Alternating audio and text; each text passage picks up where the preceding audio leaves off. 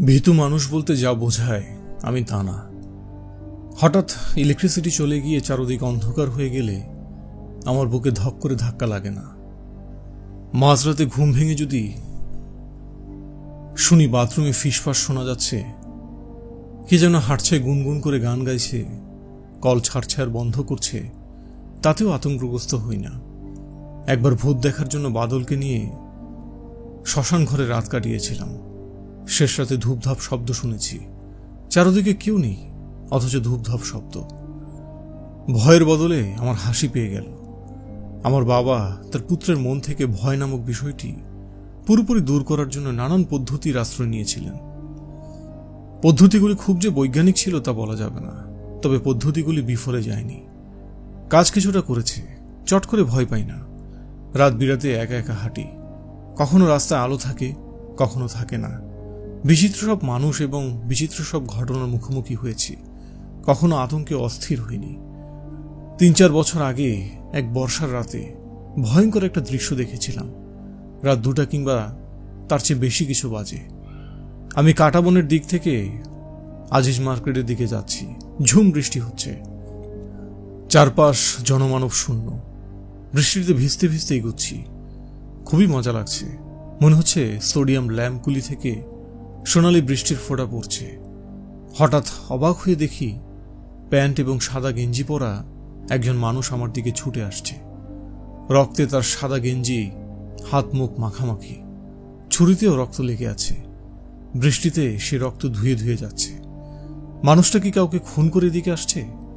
খুনি কখনো হাতের অস্ত্র সঙ্গে নিয়ে পালায় না। ব্যাপার কি? লোকটা থমকে আমার সামনে দাঁড়িয়ে গেল। স্ট্রিট লাইটের আলোয় আমি সেই মুখ দেখলাম। সুন্দর শান্ত চেহারা, চোখ দুটি মায়াকার এবং বিষণ্ণ। লোকটির চিবুক বেয়ে টপ টপ করে পানি পড়ছে। লোকটা চাপা গলায় বলল, কে কে? আমি বললাম, আমার নাম হিমু। লোকটা কয়েক মুহূর্ত অপলক তাকিয়ে রইল। এই কয়েক মুহূর্তে অনেক কিছু ঘটে যেতে পারত। সে আমার উপর ঝাঁপিয়ে পড়তে পারত, সেটাই স্বাভাবিক ছিল। অস্ত্র হাতে খুনি ভয়ঙ্কর জিনিস। যে অস্ত্র মানুষের রক্ত পান করে, সেই অস্ত্র প্রাণ প্রতিষ্ঠা হয়। সে বারবার রক্ত পান করতে চায়, তার তৃষ্ণা মেটে না। লোকটি আমার পাশ কাটিয়ে চলে গেল। আমি একই জায়গায় আরো কিছুক্ষণ দাঁড়িয়ে রইলাম। আমি খবরের কাগজ পড়ি না। পরদিন সবকটা খবরের কাগজ কিনে খুঁটিয়ে পড়লাম। কোনো হত্যাকাণ্ডের খবর কি কাগজে উঠেছে? ঢাকা নগরীতে নিউ এলিফ্যান্ট রোড কিংবা কাটাবন এলাকার আশেপাশে কাউকে কি জবাই করা হয়েছে? না, তেমন কিছুই পাওয়া গেল না। গত রাতে আমি যে জায়গায় দাঁড়িয়েছিলাম সেই জায়গায় আবার গেলাম। ছোপ ছোপ রক্ত পড়ে আছে কিনা সেটা দেখার কৌতূহল। রক্ত দেখতে না পাওয়ারই কথা। কাল রাতে অঝোরে বৃষ্টি হয়েছে। যেসব রাস্তায় পানি ওঠার কথা না, সেসব রাস্তা তো হাঁটু পানি। আমি তন্ন করে খুঁজলাম, না, রক্তের ছিঁড়ে ফোটাও নেই।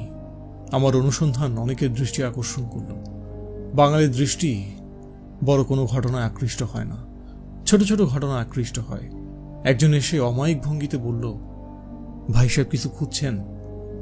কিছু খুঁজি না। ভদ্রলোক দাঁড়িয়ে রইলেন, তীক্ষ্ণ দৃষ্টিতে আমার অনুসন্ধান দেখতে লাগলেন। তার দেখা দেখি আরো কয়েকজন দাঁড়িয়ে গেল। এরপর আর রক্তের দাগ খোঁজা অর্থহীন। আমি চলে গেলাম। ওই রাতের ঘটনায় ভয় পাবার মতো ঘটনা তো বটেই, আমি ভয় পাইনি। বাবার ট্রেনিং কাজে লেগেছিল, কিন্তু ভয় আমি একবার পেয়েছিলাম। সেই ভয়ে রীতিমতো অসুস্থ হয়ে গিয়েছিলাম। আমাকে হাসপাতালে ভর্তি করতে হয়েছিল। ভয়াবহ ধরনের ভয়, যা মানুষের বিশ্বাসের ভিত্তিমূল পর্যন্ত কাঁপিয়ে দেয়। যে ভয়ের জন্ম এই পৃথিবীতে না, অন্য কোনো ভুবনে। ভয় পাওয়ার সেই গল্পটি আমি বলবো। আমার বাবা আমার জন্য কিছু উপদেশ লিখে রেখে গেছেন। সেই উপদেশগুলির একটি ভয় সম্পর্কিত। একজন মানুষ তার এক জীবনে অসংখ্যবার তীব্র ভয়ের মুখোমুখি হয়। তুমিও হইবে, ইহাই স্বাভাবিক। ভয়কে পাশ কাটাইয়া যাইবার প্রবণতাও স্বাভাবিক প্রবণতা। তুমি অবশ্যই তা করিবে না। ভয় পাশ কাটাইবার বিষয় নহে, ভয় অনুসন্ধানের বিষয়। ঠিকমতো এই অনুসন্ধান করিতে পারিলে জগতের অনেক অজানা রহস্য সম্পর্কে অবগত হইবে। তোমার জন্য ইহার প্রয়োজন আছে। তবে তোমাকে বলিয়া রাখি, এই জগতের রহস্য পেঁয়াজের খোসার মতো। একটি খোসা ছাড়াইয়া দেখিবে আরেকটি খোসা, এমনভাবে চলিতে থাকিবে, সব শেষে দেখিবে কিছুই নাই। আমরা শূন্য হইতে আসিয়াছি, আবার শূন্যে ফিরিয়া যাইব। এই শূন্যের মধ্যবর্তী স্থানে আমরা বাস করি। ভয় বাস করে দুই শূন্যে। এর বেশি এই মুহূর্তে তোমাকে বলিতে ইচ্ছে করি না। আমার বাবা মহাপুরুষ তৈরির কারখানার চিফ ইঞ্জিনিয়ার হিসেবে যদিও আমাকে বলেছেন ভয় পাশ না কাটাইতে, তবুও আমি ভয় পাশ কাটাচ্ছি। সব ভয়কে না, বিশেষ একটা ভয়কে। আচ্ছা, ঘটনাটা বলি। আমার তারিখ মনে নেই, ডিসেম্বরের মাঝামাঝি হতে পারে, শীত তেমন নেই। আমার গায়ে সুতি একটা চাদর, কানে ঠান্ডা লাগছিল বলে চাদরটা মাথার উপর পেঁচিয়ে দিয়েছি। আমি বের হয়েছি পূর্ণিমা দেখতে। শহরের পূর্ণিমা অন্যরকম আবেদন, সোডিয়াম ল্যাম্পের হলুদ আলোর সঙ্গে মিশে চাঁদের ঠান্ডা আলো। এই মিশ্র আলোয় আলাদা মজা। তার উপর যদি কুয়াশা হয় তাহলে তো কথাই নেই। কুয়াশায় চাঁদের আলো চারদিকে ছড়ায়, সোডিয়াম ল্যাম্পের আলো ছড়ায় না। মিশ্র আলোর একটি ছড়িয়ে যাচ্ছে, অন্যটি ছড়াচ্ছে না। খুবই ইন্টারেস্টিং। সেরাতে সামান্য কুয়াশাও ছিল। মনের আনন্দে আমি শহরে ঘুরছি। পূর্ণিমা রাতে লোকজন সকাল সকাল ঘুমিয়ে পড়ে। অবিশ্বাস্য হলেও ব্যাপারটা সত্যি। অল্প কিছু মানুষ সারা রাত জাগে।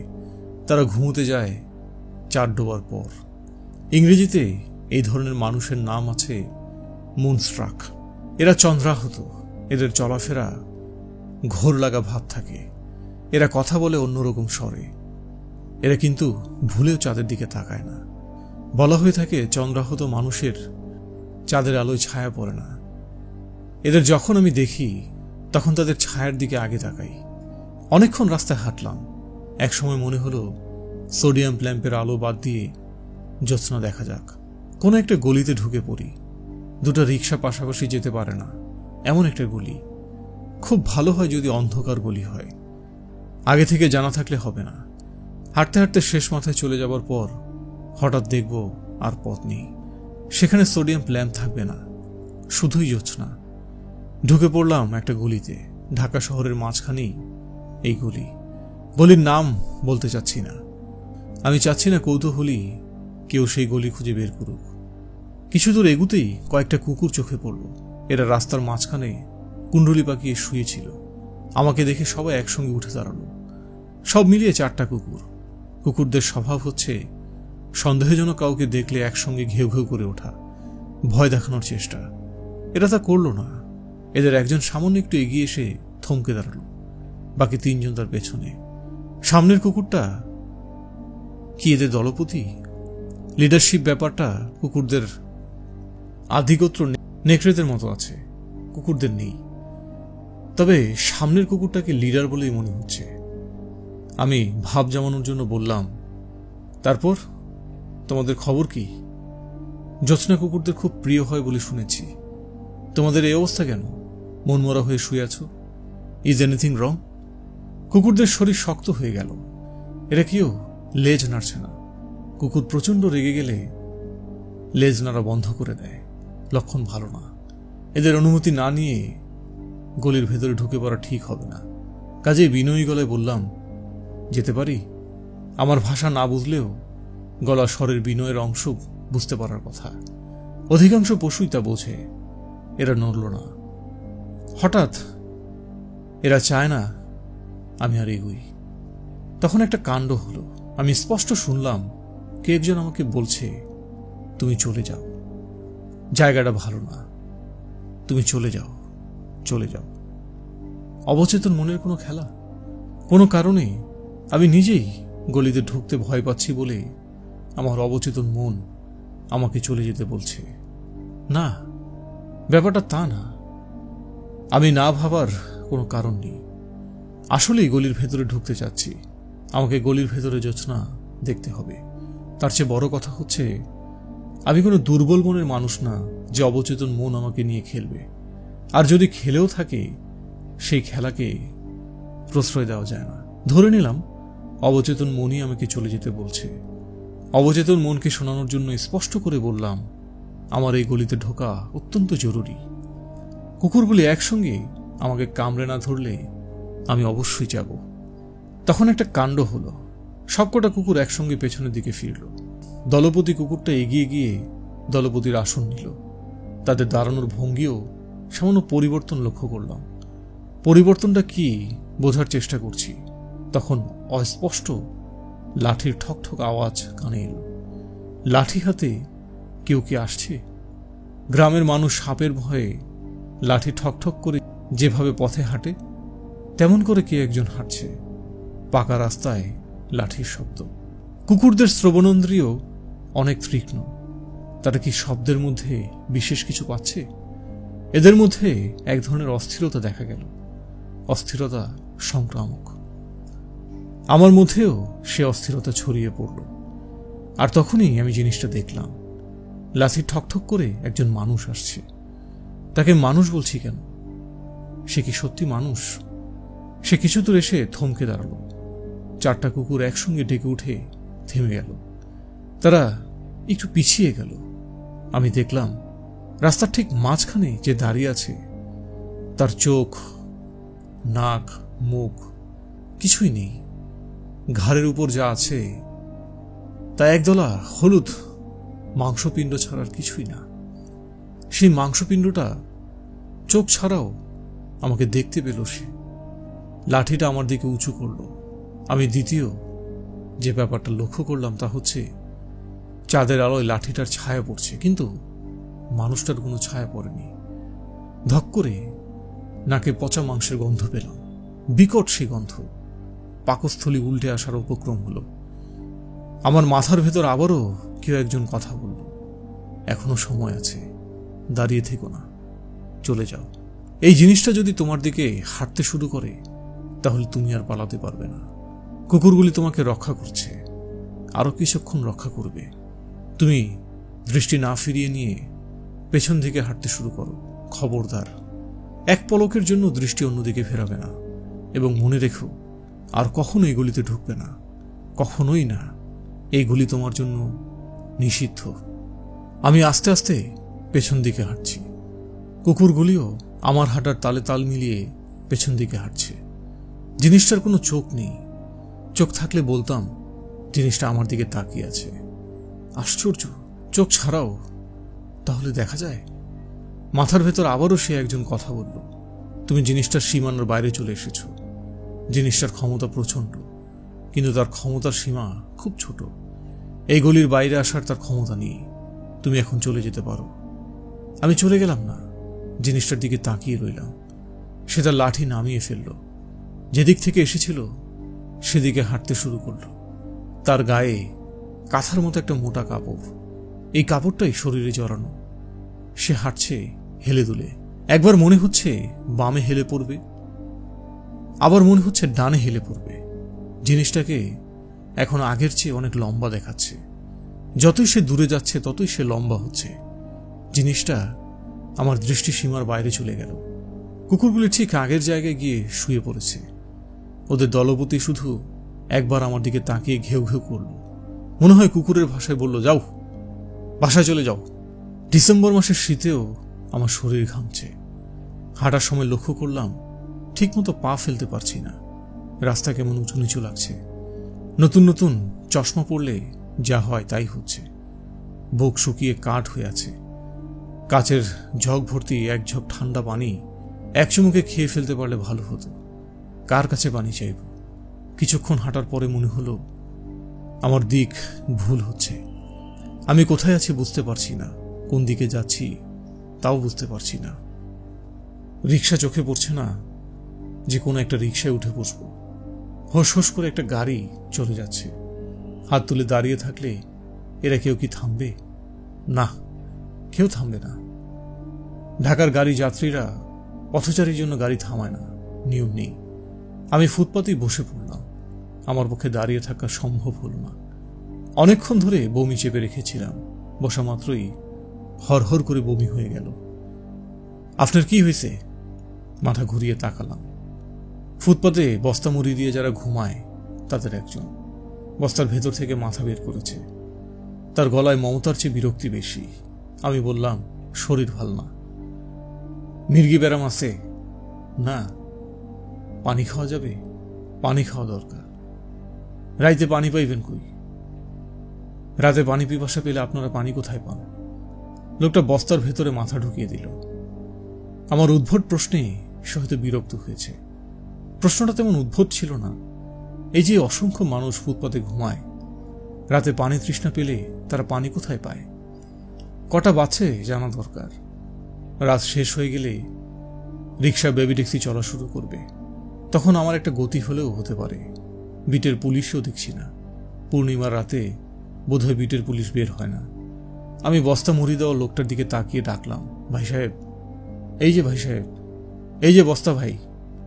একা বসে থাকতে ভালো লাগছে না, কারোর সঙ্গে কথা বলতে ইচ্ছে করছে। বমি হয়ে যাওয়ায় শরীরটা একটু ভালো লাগছে, তবে ভয়টা মাথার ভেতরে ঢুকে আছে। কারোর সঙ্গে কথা টথা বলতে থাকলে হয়তোবা তাকে ভুলে থাকা যাবে। আমি গলা উঁচিয়ে ডাকলাম, এই যে বস্তা ভাই। ঘুমিয়ে পড়লেন? লোকটা বিরক্ত মুখে বস্তার ভিতর থেকে মুখ বের করল। আরে কি হয়েছে? এটা কোন জায়গা? জায়গাটার নাম কি? চিনেন না? জি না। বুঝছি, মাল খাই আইছেন। আরেক দফা গলাত আঙ্গুল দিয়ে বমি করেন, শরীর ঠিক হইব। আরেকটা কথা কই ভাইজান, আমারে ত্যাক্ত করেন না। রাত কত হয়েছে বলতে পারবেন? যে না, পারি না। লোকটা আবারও বস্তার ভেতর ঢুকে গেল। লোকটার পাশে খালি জায়গায় শুয়ে পড়ব। গায়ে চাদর আছে। চাদরের ভেতর ঢুকে পড়ে বাকি রাতটা পার করে দেওয়া যায়। রেল স্টেশনের প্ল্যাটফর্মে শুয়ে অনেক রাত কাটিয়েছি। গাছের তলায় ঘুমিয়েছি, ফুটপাতে ঘুমানো হয়নি। বস্তা ভয়ের পাশে শুয়ে পড়ার আগে কি তার অনুমতি না দরকার আছে?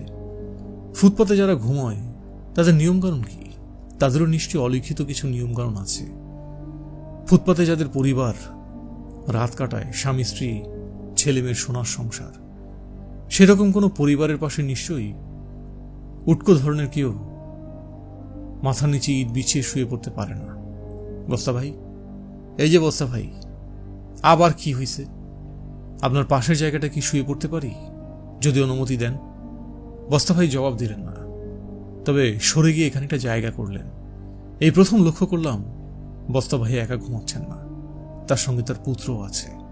তিনি পুত্রকে নিজের দিকে টানলেন এবং কঠিন গলায় বললেন, বস্তা ভাই করতেছেন কেন? ইয়ার কি মারেন? গরিব রেলে ইয়ার কি মারতে মজা লাগে না? না রে ভাই, ইয়ার কি করছি না। গরিব নিয়ে ইয়ার কি করবো কি? আমিও আপনাদের দলে। মুখ ভর্তি বমি, মুখ না ধুয়ে ঘুমোতে পারবো না। পানি কোথায় পাবো বলে দিন একটু, দয়া করুন। বস্তা ভাই দয়া করলেন, আঙুল উঁচিয়ে কি যেন দেখালেন। আমি এগিয়ে গেলাম। সম্ভবত কোনো চায়ের দোকান। দোকানের পেছনে জ্বালা ভর্তি পানি। মিনারেল ওয়াটারের একটি খালি বোতলও আছে। আমি পানি দিয়ে মুখ ধুলাম। 2 বোতলের মতো পানি খেয়ে ফেললাম। 1 বোতল পানি ঢেলে দিলাম গায়ে। ভয় নামক যে ব্যাপারটা শরীরে জড়িয়ে আছে, পানিতে তা ধুয়ে ফেলার একটা চেষ্টা আর কি। তারপর শীতে কাঁপতে কাঁপতে আমি শুয়ে পড়লাম। সঙ্গে সঙ্গে ঘুমে চোখ জড়িয়ে গেল। আমি তলিয়ে গেলাম গভীর ঘুমে। কোনো এক পর্যায়ে কেউ একজন সাবধানে আমার গায়ের চাদর তুলে নিয়ে চলে গেল। তাতেও আমার ঘুম ভাঙল না। সারা রাত আমার গায়ে চাঁদের আলোর সঙ্গে পড়ল ঘন হিম। যখন ঘুম ভাঙল তখন আমার গায়ে আকাশ পাতাল জ্বর। নিঃশ্বাস পর্যন্ত নিতে পারছি না। দিনের আলোয় রাতের ভয়টা থাকার কথা না, কিন্তু লক্ষ্য করলাম ভয়টা আছে। গুটিসুটি মেরে ছোট হয়ে আছে, তবে সে ছোট হয়ে থাকবে না। যেহেতু সে একটা আশ্রয় পেয়েছে, সে বাড়তে থাকবে। জ্বরে আমার শরীর কাঁপছে। চিকিৎসা শুরু হওয়া দরকার। সবচেয়ে ভালো বুদ্ধি হাসপাতালে ভর্তি হয়ে যাওয়া। হাসপাতালে ভর্তি হওয়ার নিয়মকানুন কি? দরখাস্ত করতে হয় নাকি রোগীকে উপস্থিত হয়ে বলতে হয় আমি হাসপাতালে ভর্তি হওয়ার জন্য এসেছি, আমার রোগ গুরুতর, বিশ্বাস না হলে পরীক্ষা করে দেখুন? চিকিৎসার চেয়ে আমার যেটা বেশি দরকার তা হচ্ছে সেবা। ঘরে সেবা করার কেউ নেই। হাসপাতালের নার্সরা নিশ্চয়ই সেবাও করবেন। গভীর রাতে চার্জ লাইট হাতে নিয়ে বিছানায় যাবেন। রোগের প্রকোপ কেমন তা দেখবেন। স্যার, দয়া করে আমাকে ভর্তি করিয়ে নিন। হাসপাতালে ভর্তি হওয়া যতটা জটিল হবে ভেবেছিলাম, দেখা গেল ব্যাপারটা মোটেই জটিল না। একজনকে দেখলাম 2 টাকা করে কি একটা টিকিট বিক্রি করছে। খুব কঠিন ধরনের চেহারা, সবাইকে ধমকাচ্ছে। তাকে বললাম, ভাই, আমার এই মুহূর্তে হাসপাতালে ভর্তি হওয়া দরকার, কি করতে হবে একটু দয়া করে বলে দিন। সে বিস্মিত হয়ে বলল, হাসপাতালে ভর্তি হবেন? জি। নিয়ে এসেছে কি আপনাকে? কেউ নিয়ে আসেনি, আমি নিজে নিজেই চলে এসেছি। আমি আর বেশিক্ষণ দাঁড়িয়ে থাকতে পারবো না, মাথা ঘুরে পড়ে যাব। আপনার হয়েছে কি? ভূত দেখে ভয় পাইছি, ভয় থেকে জ্বর এসে গেছে। ভূত দেখছেন? জি স্যার। আমার কাছে এসেছেন কেন? আমি তো আউটডোর পেশেন্টদের রেজিস্টার স্লিপ দিই। কার কাছে যাব তা তো স্যার জানি না। আচ্ছা, আপনি বসুন এই টুলটায়। টুলে বসতে পারবো না, মাথা ঘুরে পড়ে যাব। আমি বরং মাটিতে বসি। আচ্ছা বসুন। Thank you sir.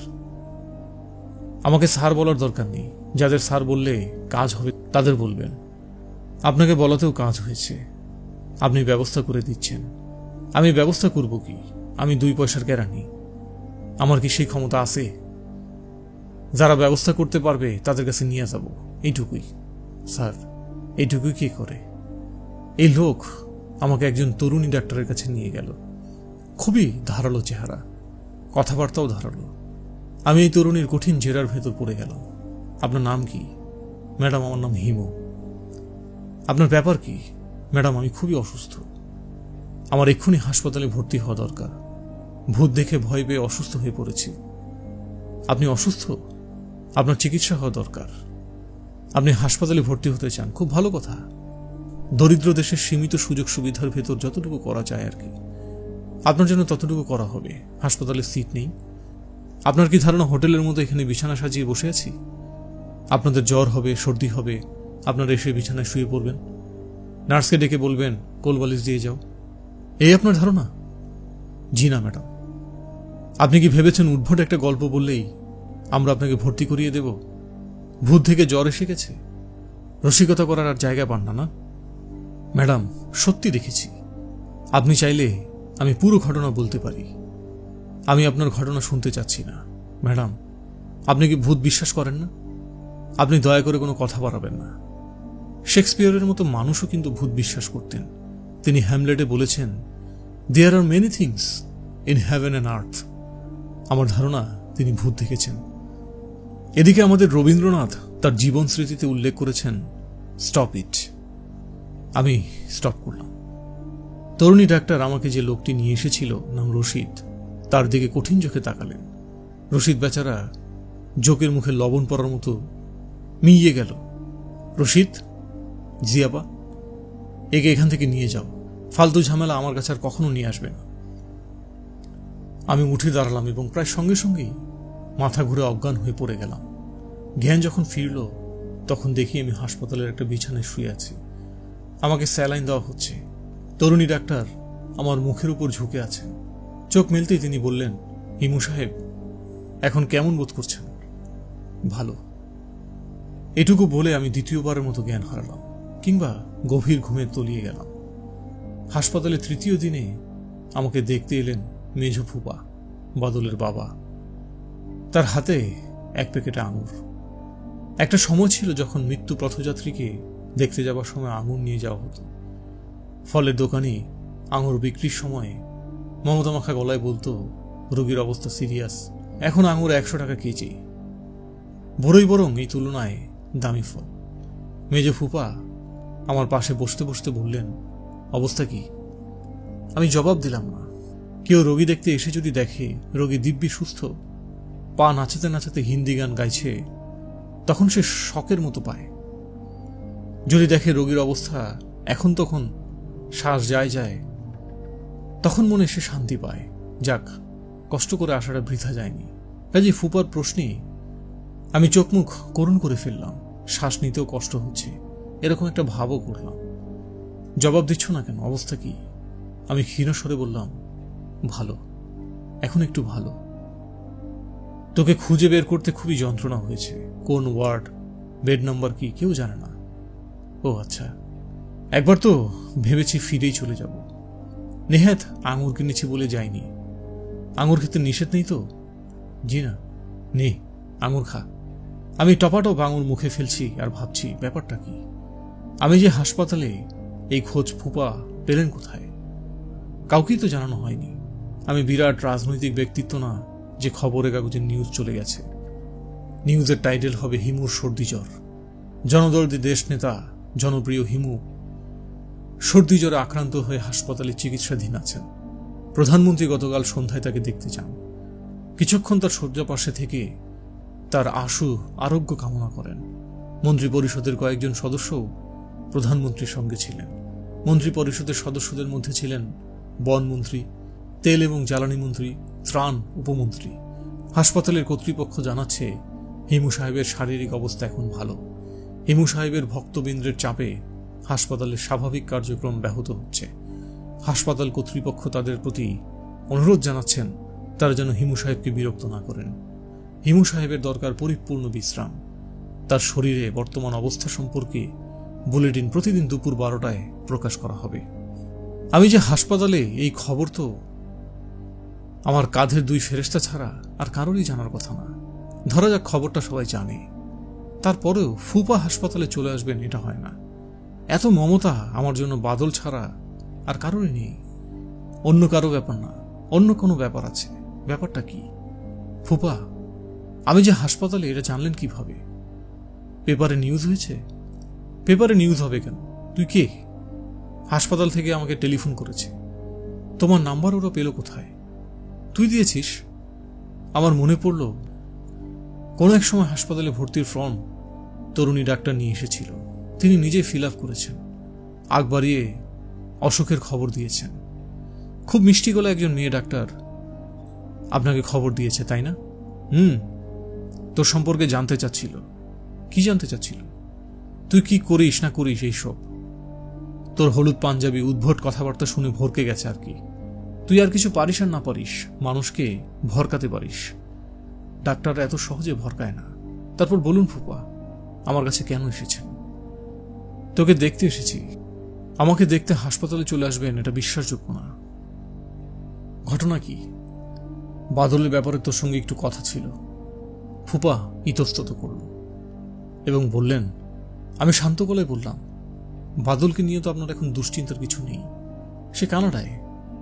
আমার প্রভাব বলয় থেকে সে অনেক দূরে। আমার হাত থেকে তাকে রক্ষা করার কোনো দায়িত্ব আপনাকে পালন করতে হচ্ছে না। নাকি সে কানাডাতেও খালি পায়ে হাঁটা শুরু করেছে? ফুপা চাপা গলায় বললেন, বাদল এখন ঢাকায়। ও আচ্ছা, মাসখানেক থাকবে। তোর কাছে আমার অনুরোধ, এই 1 মাসে তুই গা ঢাকা দিবি, ওর সঙ্গে দেখা করবি না। গা ঢাকা দিয়েই তো আছি, হাসপাতালে লুকিয়ে আছি। হাসপাতালে তো আর 1 মাস থাকবি না। তোকে নাকি আজকালের মধ্যেই ছেড়ে দেবে। আমাকে বাদলের কাছ থেকে 100 হাত দূরে থাকতে হবে, তাই তো? হ্যাঁ, নো প্রবলেম। শোন হিমু, আমরা চাচ্ছি ওর একটা বিয়ে দিতে। মোটামুটি নিমরাজি করিয়ে ফেলেছি। এখন তুই যদি ভুজুং ভাজুং দিস তাহলে আর বিয়ে হবে না। সে হলুদ পাঞ্জাবি পরে হাঁটা দেবে। আমি কেন ভুজুং ভাজুং দেব? তোকে দিতে হবে না। তোকে দেখলেই ওর মধ্যে আপনা আপনি ভুজুং ভাজুং হয়ে যাবে।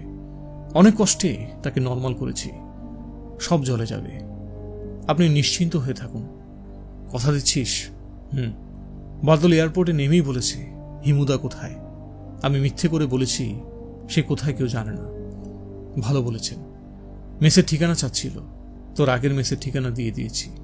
খুবই ভালো করেছেন। আগের ঠিকানা খোঁজ নিতে গিয়ে ঠক খাবে। খোঁজ নিতে এর মধ্যে গিয়েছে। ছেলেটাকে নিয়ে কি যে দুশ্চিন্তায় আছি। বিয়েটা দিতে পারলে নিশ্চিন্ত। আমাকে আর চিন্তা করতে হবে না। চিন্তা ভাবনা যা করার বৌমা করবে। বিয়ে ঠিকঠাক করে ফেলেছেন? কয়েকটা মেয়ে দেখা হয়েছে, এর মধ্যে একটাকে তোর ফুপু পছন্দ হয়েছে। মেয়ের নাম হলো চোখ। মেয়ের নাম চোখ? হ্যাঁ, চোখ। আজকাল কি নামের কোনো ঠিক ঠিকানা নাই নাকি? যার যা ইচ্ছা নাম রাখছে। চোখ নাম হয় কিভাবে?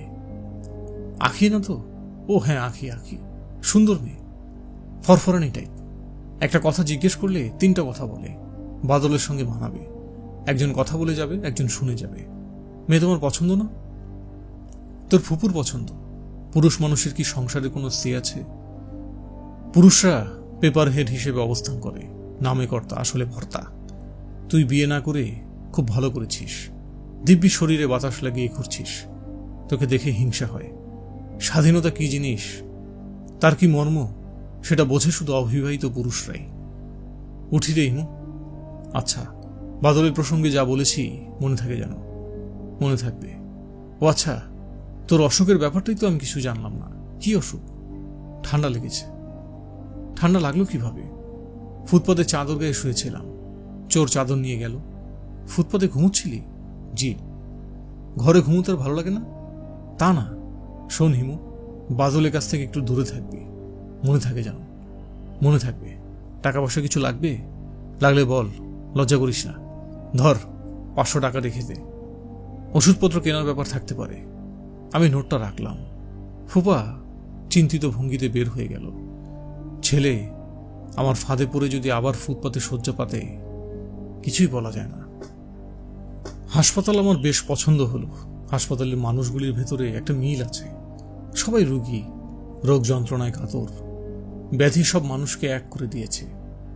একজন সুস্থ মানুষ অপরিচিত একজন সুস্থ মানুষের জন্য কোনো সহমর্মিতা বোধ করে না, কিন্তু একজন অসুস্থ মানুষ অন্য একজন অসুস্থ মানুষের জন্য করবে। হাসপাতালে খাওয়া দাওয়ার ব্যাপারটা নিয়েও ভাবতে হচ্ছে না। সকালে নাস্তা আসছে, দুবেলাও খাবার আসছে। 2 নম্বরই ব্যবস্থাও আছে। জায়গা মতো টাকা খাওয়ালে স্পেশাল ডায়েটের ব্যবস্থা হয়। ডাক্তারদের অনেক সংস্থা টংস্থা আছে।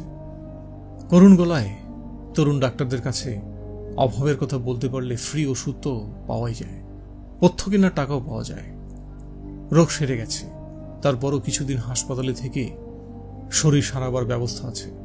খাতাপত্রে নাম থাকবে না, কিন্তু বেড থাকবে। এক এক দিন এক এক ওয়ার্ডে গিয়ে ঘুমোতে হবে।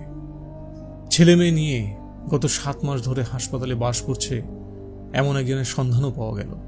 নাম ইসমাইল মিয়া। স্ত্রী ক্যান্সার হয়েছিল, তাকে হাসপাতালে ভর্তি করিয়ে মাসখানিক চিকিৎসা করালো। সেই থেকে ইসমাইল মিয়ার হাসপাতালের সঙ্গে পরিচয়। ধীরে ধীরে পুরো পরিবার নিয়ে সে হাসপাতালে পার হয়ে গেল। স্ত্রী মরে গেছে, তাতে অসুবিধা হয়নি। বাচ্চারা হাসপাতালে বারান্দায় খেলে, এক ওয়ার্ড থেকে আরেক ওয়ার্ডে ঘুরে। কেউ কিছু বলে না। ইসমাইল মিয়া দিনে বাইরে কাজকর্ম করে। মনে হয় 2 নম্বরই কাজ, চুরি ফটকাবাজি। রাতে হাসপাতালে এসে ছেলে মেয়েদের খুঁজে বের করে, ঘুমানোর একটা ব্যবস্থা করে। ইসমাইল মিয়ার সঙ্গে পরিচয় হলো। অতি ভদ্র, অতি বিনয়ী, হাসি মুখ ছাড়া কথা বলে না। তার মধ্যে দার্শনিক ব্যাপারও আছে। আমি বললাম, হাসপাতালে আর কতদিন থাকবে? ইসমাইল দীর্ঘ নিঃশ্বাস ফেলে বলল, কেমনে বলি ভাইজান, আমার হাতে তো কিছু নাই। তোমার হাতে নেই কেন? সব তো ভাইজান আল্লাহ পাকের নির্ধারণ। আল্লাহ পাক নির্ধারণ করে রেখেছে আমি বাল বাচ্চা নিয়ে হাসপাতালে থাকবো, এই জন্য আসি। যেদিন নির্ধারণ করবেন আর দরকার নাই, সেদিন বিদায়। তা তো বটেই, আল্লাহ পাকের হুকুম ছাড়া তো ভাইজান কিছুই হনের উপায় নেই। তাও ঠিক, সামান্য যে পিপিলিকা, আল্লাহ পাক তারও খবর রাখেন। আমার পায়ের তলায় পইরা 2টা পিপিলিকার মৃত্যু হবে, তাও আল্লাহ পাকের বিধান। আজরাইল আলাইহিস সালাম আল্লাহ পাকের নির্দেশে 2 পিপিলিকার জান কবজ করবে। ও আচ্ছা, এই জন্য ভাইজান কোনো কিছু নিয়ে চিন্তা করি না। যার চিন্তা করার কথা সেই চিন্তা করতেছে। আমি চিন্তা করে কি করব? কার চিন্তা করার কথা? কার আবার? আল্লাহ পাকের। ইসমাইল মিয়া খুবই আল্লাহ ভক্ত। সমস্যা হচ্ছে তার প্রধান কাজ চুরি। চুরির পক্ষেও সে ভালো যুক্তি দাঁড় করিয়েছে। চুরিতে আসলে কোনো দোষ নাই ভাইজান। ভালুক কি করে? পেটে খিদা লাগলে মৌমাছির মৌচাক থেকে মধু চুরি করে। এর জন্যে ভালুকের দোষ হয় না। এখন বলেন, মানুষের দোষ হইব কেন? বগার নামে এক বৃদ্ধার সঙ্গে পরিচয় হলো। সে ঝাড়ফুঁক করে, ঝাড়ুর কাঠি দিয়ে রোগীদের ঝাড়ে। তাতে নাকি অতি দ্রুত রোগ আরোগ্য হয়। হাসপাতালে সর্বাধুনিক চিকিৎসার সাথে সাথে চলে ঝাড়ফুঁক। এই বৃদ্ধা 10 টাকার বিনিময়ে আমাকে একদিন ঝেড়ে দিলেন। আমি 10 টাকার বাইরে আরো 50 টাকা দিয়ে ঝাড়া মন্ত্র খানিকটা শিখে নিলাম। ও কালী সাধনা, বিষ্ঠুকালী মাতা, উত্তর দক্ষিণ পূর্ব পশ্চিম, রাও নাও, ঈশানে যাও। বগার মার সঙ্গে অনেক গল্প গুজবও করলাম। জানা গেল বগা বলে তার কোনো ছেলে বা মেয়ে নেই। তার 3 বার বিয়ে হয়েছিল, কোনো ঘরেই কোনো সন্তান হয়নি। কি করে তার নাম বগার মা হয়ে গেল তিনি নিজেও জানেন না। আমি বললাম, মা, ঝাড়ফুঁকের রোগ সারে। বগার মা অতি চমৎকৃত হয়ে বললেন, কি কও বাবা, ঠিক মতো ঝাড়তে পারলে ক্যান্সারও সারে। আপনি সারাইছেন? অবশ্যই, 30 বছর ধরে ঝাড়তাছি। 30 বছরে ক্যান্সার ফ্যান্সার কত কিছু ভালো করছি। একটা কসকা ঝাড়া 10টা পেনিসিলি ইঞ্জেকশনের সমান। বাপধন, তোমারে যে ঝাড়াদার দিলাম, এই ঝাড়া দেখবা আজ দিনে দিনে সিধা হয়ে দাঁড়াইবা। হাসপাতালে আমি অনেক কিছুই শিখলাম। হাসপাতালে ব্যাপারটা সম্ভবত আমার বাবার চোখ এড়িয়ে গিয়েছিল, নয়তো তিনি অবশ্যই পুত্রকে কিছুদিন হাসপাতালে রেখে দিতেন এবং তার বিখ্যাত উপদেশমালার মধ্যে আরও একটা উপদেশ হয়তো যুক্ত হতো। প্রতি 2 বছর অন্তর হাসপাতালে 7 দিন থাকিবার ব্যবস্থা করিবে।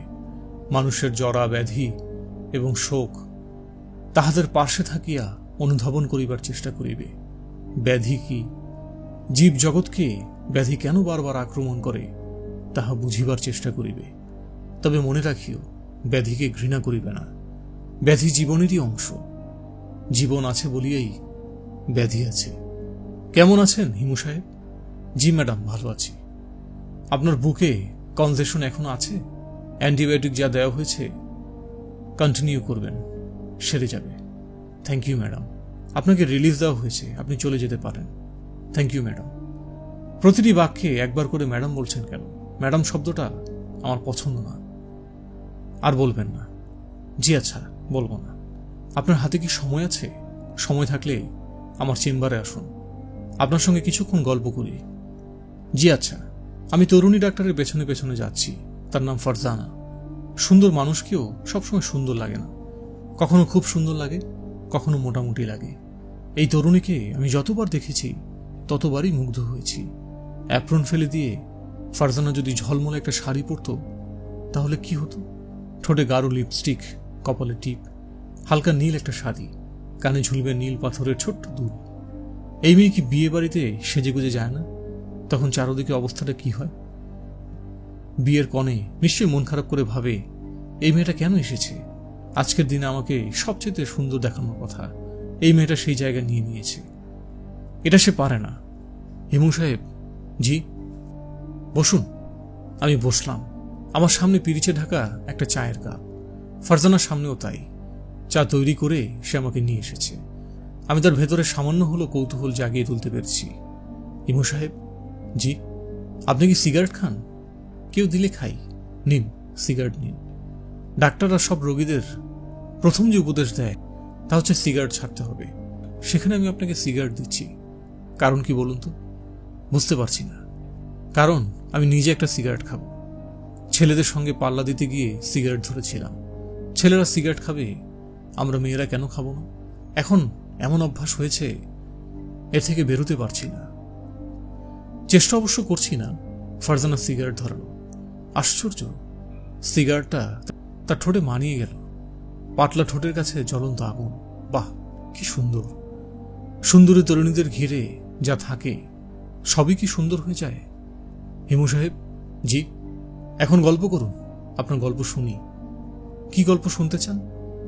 আপনি অস্বাভাবিক একটা দৃশ্য দেখে ভয় পেয়েছিলেন, ভয় পেয়ে অসুখ বাঁধিয়েছেন। সেই অস্বাভাবিক দৃশ্যটা কি আমি জানতে চাচ্ছি। কেন জানতে চাচ্ছেন? জানতে চাচ্ছি কারণ এই পৃথিবীতে অস্বাভাবিক কিছুই ঘটে না। পৃথিবী চলে তার স্বাভাবিক নিয়মে। মানুষ যেসব নিয়ম একে একে জানতে শুরু করেছে, এই সময় আপনি যদি অস্বাভাবিক দৃশ্য দেখতে শুরু করেন তাহলে তো সমস্যা। মানুষ কি সবকিছু জেনে ফেলেছে? ফারজানা সিগারেটে লম্বা টান দিয়ে বলল, সবকিছু না জানলেও অনেক কিছুই জেনেছে। ইউনিভার্স কিভাবে সৃষ্টি হলো তাও জেনে গেছে। আমি চাই চুমুক দিতে দিতে হাসি মুখে বললাম, ইউনিভার্স কিভাবে সৃষ্টি হয়েছে? বিগ ব্যাং থেকে সবকিছু শুরু। আদিতে ছিল প্রিমর্ডিয়াল অ্যাটম, যার দৈর্ঘ্য প্রস্থ উচ্চতা কিছুই নেই। সেই অ্যাটম বিগ ব্যাংয়ে ভেঙে গেল, তৈরি হলো স্পেস এবং টাইম। সেই স্পেস ছড়িয়ে পড়তে লাগলো এক্সপান্ডিং ইউনিভার্সে। সময় শুরু হলো তাহলে বিগ ব্যাং থেকে? হ্যাঁ। বিগ ব্যাং এর আগে সময় ছিল না? না। বিগ ব্যাং এর আগে তাহলে কি ছিল? সেটা মানুষ কখনো জানতে পারবে না। মানুষের সমস্ত বিদ্যা এবং জ্ঞানের শুরুই বিগ ব্যাং এর পর থেকে। তাহলে তো বলা যেতে পারে জ্ঞানের একটা বড় অংশই মানুষের আড়ালে রেখে দেওয়া হয়েছে। আপনি কি আমার সঙ্গে তর্ক করতে চাচ্ছেন? না, সুন্দরী মেয়েদের সঙ্গে আমি তর্ক করি না। তারা যা বলে তা হাসি মুখে মেনে নিই। সস্তা ধরনের কনভারসেশন আমার সঙ্গে দয়া করে করবেন না। সুন্দরী মেয়েদের সঙ্গে তর্ক করি না, এটা বহু পুরাতন ডায়লগ। বহুবার ব্যবহার করা হয়েছে, শুনলেই গা জ্বালা করে। আপনি খুব অল্প কথায় আমাকে বলুন কি দেখে ভয় পেয়েছিলেন, তারপর রিলিজ অর্ডার নিয়ে বাসায় চলে যান। আমি আপনাকে বলবো না। ফারজানার দৃষ্টি তীক্ষ্ণ হলো, তার ঠোঁটের সিগারেট নিভে গিয়েছিল। সে আরেকটা সিগারেট ধরতে ধরতে বলল, কেন বলবেন না? আমি শান্ত গলায় বললাম, আপনাকে আমি বলে ব্যাপারটা বুঝাতে পারবো না, আপনাকে দৃশ্যটা দেখাতে হবে। ঘটনাটা কি পরিমাণে অস্বাভাবিক তা জানার জন্য আপনাকে নিজের চোখে দেখতে হবে। আমি বরং আপনাকে দেখাবার ব্যবস্থা করি। আপনি আমাকে ভূত দেখাবেন? ভূত কিনা তা তো জানি না, যে জিনিসটা দেখে ভয় পেয়েছিলাম সেটা দেখাবো। কবে কবে তা বলতে পারছি না, কোনো একদিন এসে আপনাকে নিয়ে যাব। ফারজানা সিগারেটে লম্বা টান দিয়ে বলল, আচ্ছা বেশ, নিয়ে যাবেন, আমি অপেক্ষা করে থাকব। আমি গলিটার মুখে দাঁড়িয়ে আছি। ঢাকা শহরের অন্য সব গলির মতোই একটা গলি। একপাশে নোংরা নর্দমা, নর্দমায় গলা পিচের মতো ঘন কালো ময়লা পানি। গলিতে ডাস্টবিন বসানো হয় না বলে দুপাশের বাড়ির ময়লা গলিতেই ফেলা হয়। সেই ময়লার বেশিরভাগ লোকের পায়ে পায়ে চলে যায়, আর বাকিটা জমি থেকে থেকে একসময় গলিরই অংশ হয়ে যায়। 4টা কুকুর থাকার কথা, এদের দেখলাম না। সেই জায়গায় ছোট ছোট কিছু বাচ্চাকে দেখলাম টেনিস বল দিয়ে ক্রিকেট খেলছে। খেলা আপাতত বন্ধ, কারণ বল নর্দমায় ডুবে গেছে। কাঠি দিয়ে বল খোঁজা হচ্ছে। ঘন ময়লা পানির নর্দমায় টেনিস বলের ডুবে যাবার কথা না, আর্কিমিডিসের সূত্র অনুযায়ী ভেসে থাকার কথা। ডুবে গেল কেন কে জানে। আমি গলির শেষ মাথা পর্যন্ত যাব কিনা ঠিক করতে পারছি না। এখন এই দিনের আলোয় শেষ মাথা পর্যন্ত যাওয়া না যাওয়া একই কথা। মধ্যরাতের পরেই কোনো এক সময় আসতে হবে। আজ বরং কিছুক্ষণ বাচ্চাদের ক্রিকেট খেলা দেখে ফিরে আসা যাক। 7 দিন হাসপাতালে শুয়ে থেকে শরীর অন্যরকম হয়ে গেছে। শরীর ঠিক করতে হবে। হিমুটাইপ জীবনচর্চা শুরু করা দরকার। বাচ্চারা বল খুঁজে পেয়েছে। নর্দমা থেকে বল তুলতে গিয়ে 6টা বাচ্চা নোংরায় মাখামাখি হয়েছে। তাতে তাদের কোনো বিকার নেই। বল খুঁজে পাওয়ার আনন্দই তারা অভিভূত। তারা তাদের খেলা শুরু করল। আমি শুরু করলাম আমার খেলা। ঢাকা শহরের রাস্তায় রাস্তায় হাঁটা। গত 7 দিন এদের কাউকে দেখিনি। রাস্তাগুলির জন্য আমার মন কেমন করছে, রাস্তাদেরও হয়তো আমার জন্য মন কেমন করছে। কথা বলার ক্ষমতা থাকলে ওরা নিশ্চয়ই আমাকে দেখে আনন্দিত গলায় জীবনানন্দের মতো বলতো, হিমু সাহেব এতদিন কোথায় ছিলেন? সন্ধ্যার দিকে আমি কাকরাইলের কাছাকাছি চলে এলাম। আমার পদযাত্রা কিছুক্ষণের জন্য স্থগিত হলো, কারণ আমার পায়ের কাছে একটা মানিব্যাগ। পেট ফুলে মোটা হয়ে আছে। আমার কাছে মনে হলো মানিব্যাগটা চিৎকার করে বলছে, এই গাধা, চুপ করে দাঁড়িয়ে আছিস কেন? আমাকে তুলে পকেটে ভর। কেউ দেখছে না। কালো পিচের রাস্তায় কালো রঙের মানিব্যাগ চট করে চোখে পড়ে না। তাছাড়া অন্ধকার হয়ে এসেছে। অন্ধকারে লোকজন মাটির দিকে তাকিয়ে হাঁটে না, সোজাসুজি তাকিয়ে হাঁটে। এই জন্যই কি কারো চোখে পড়েনি? তারপরও পেটমোটা এই মানিব্যাগ রাস্তায় পড়ে থাকবে আর তা কারো চোখে পড়বে না? এটা কি বিশ্বাসযোগ্য? আমি 7 দিন রাস্তায় ছিলাম না। এই 7 দিনে বাংলাদেশের রাজপথগুলিতে কি অবিশ্বাস্য কাণ্ড কারখানা শুরু করেছে? আমি হাত বাড়িয়ে মানিব্যাগটা তুললাম।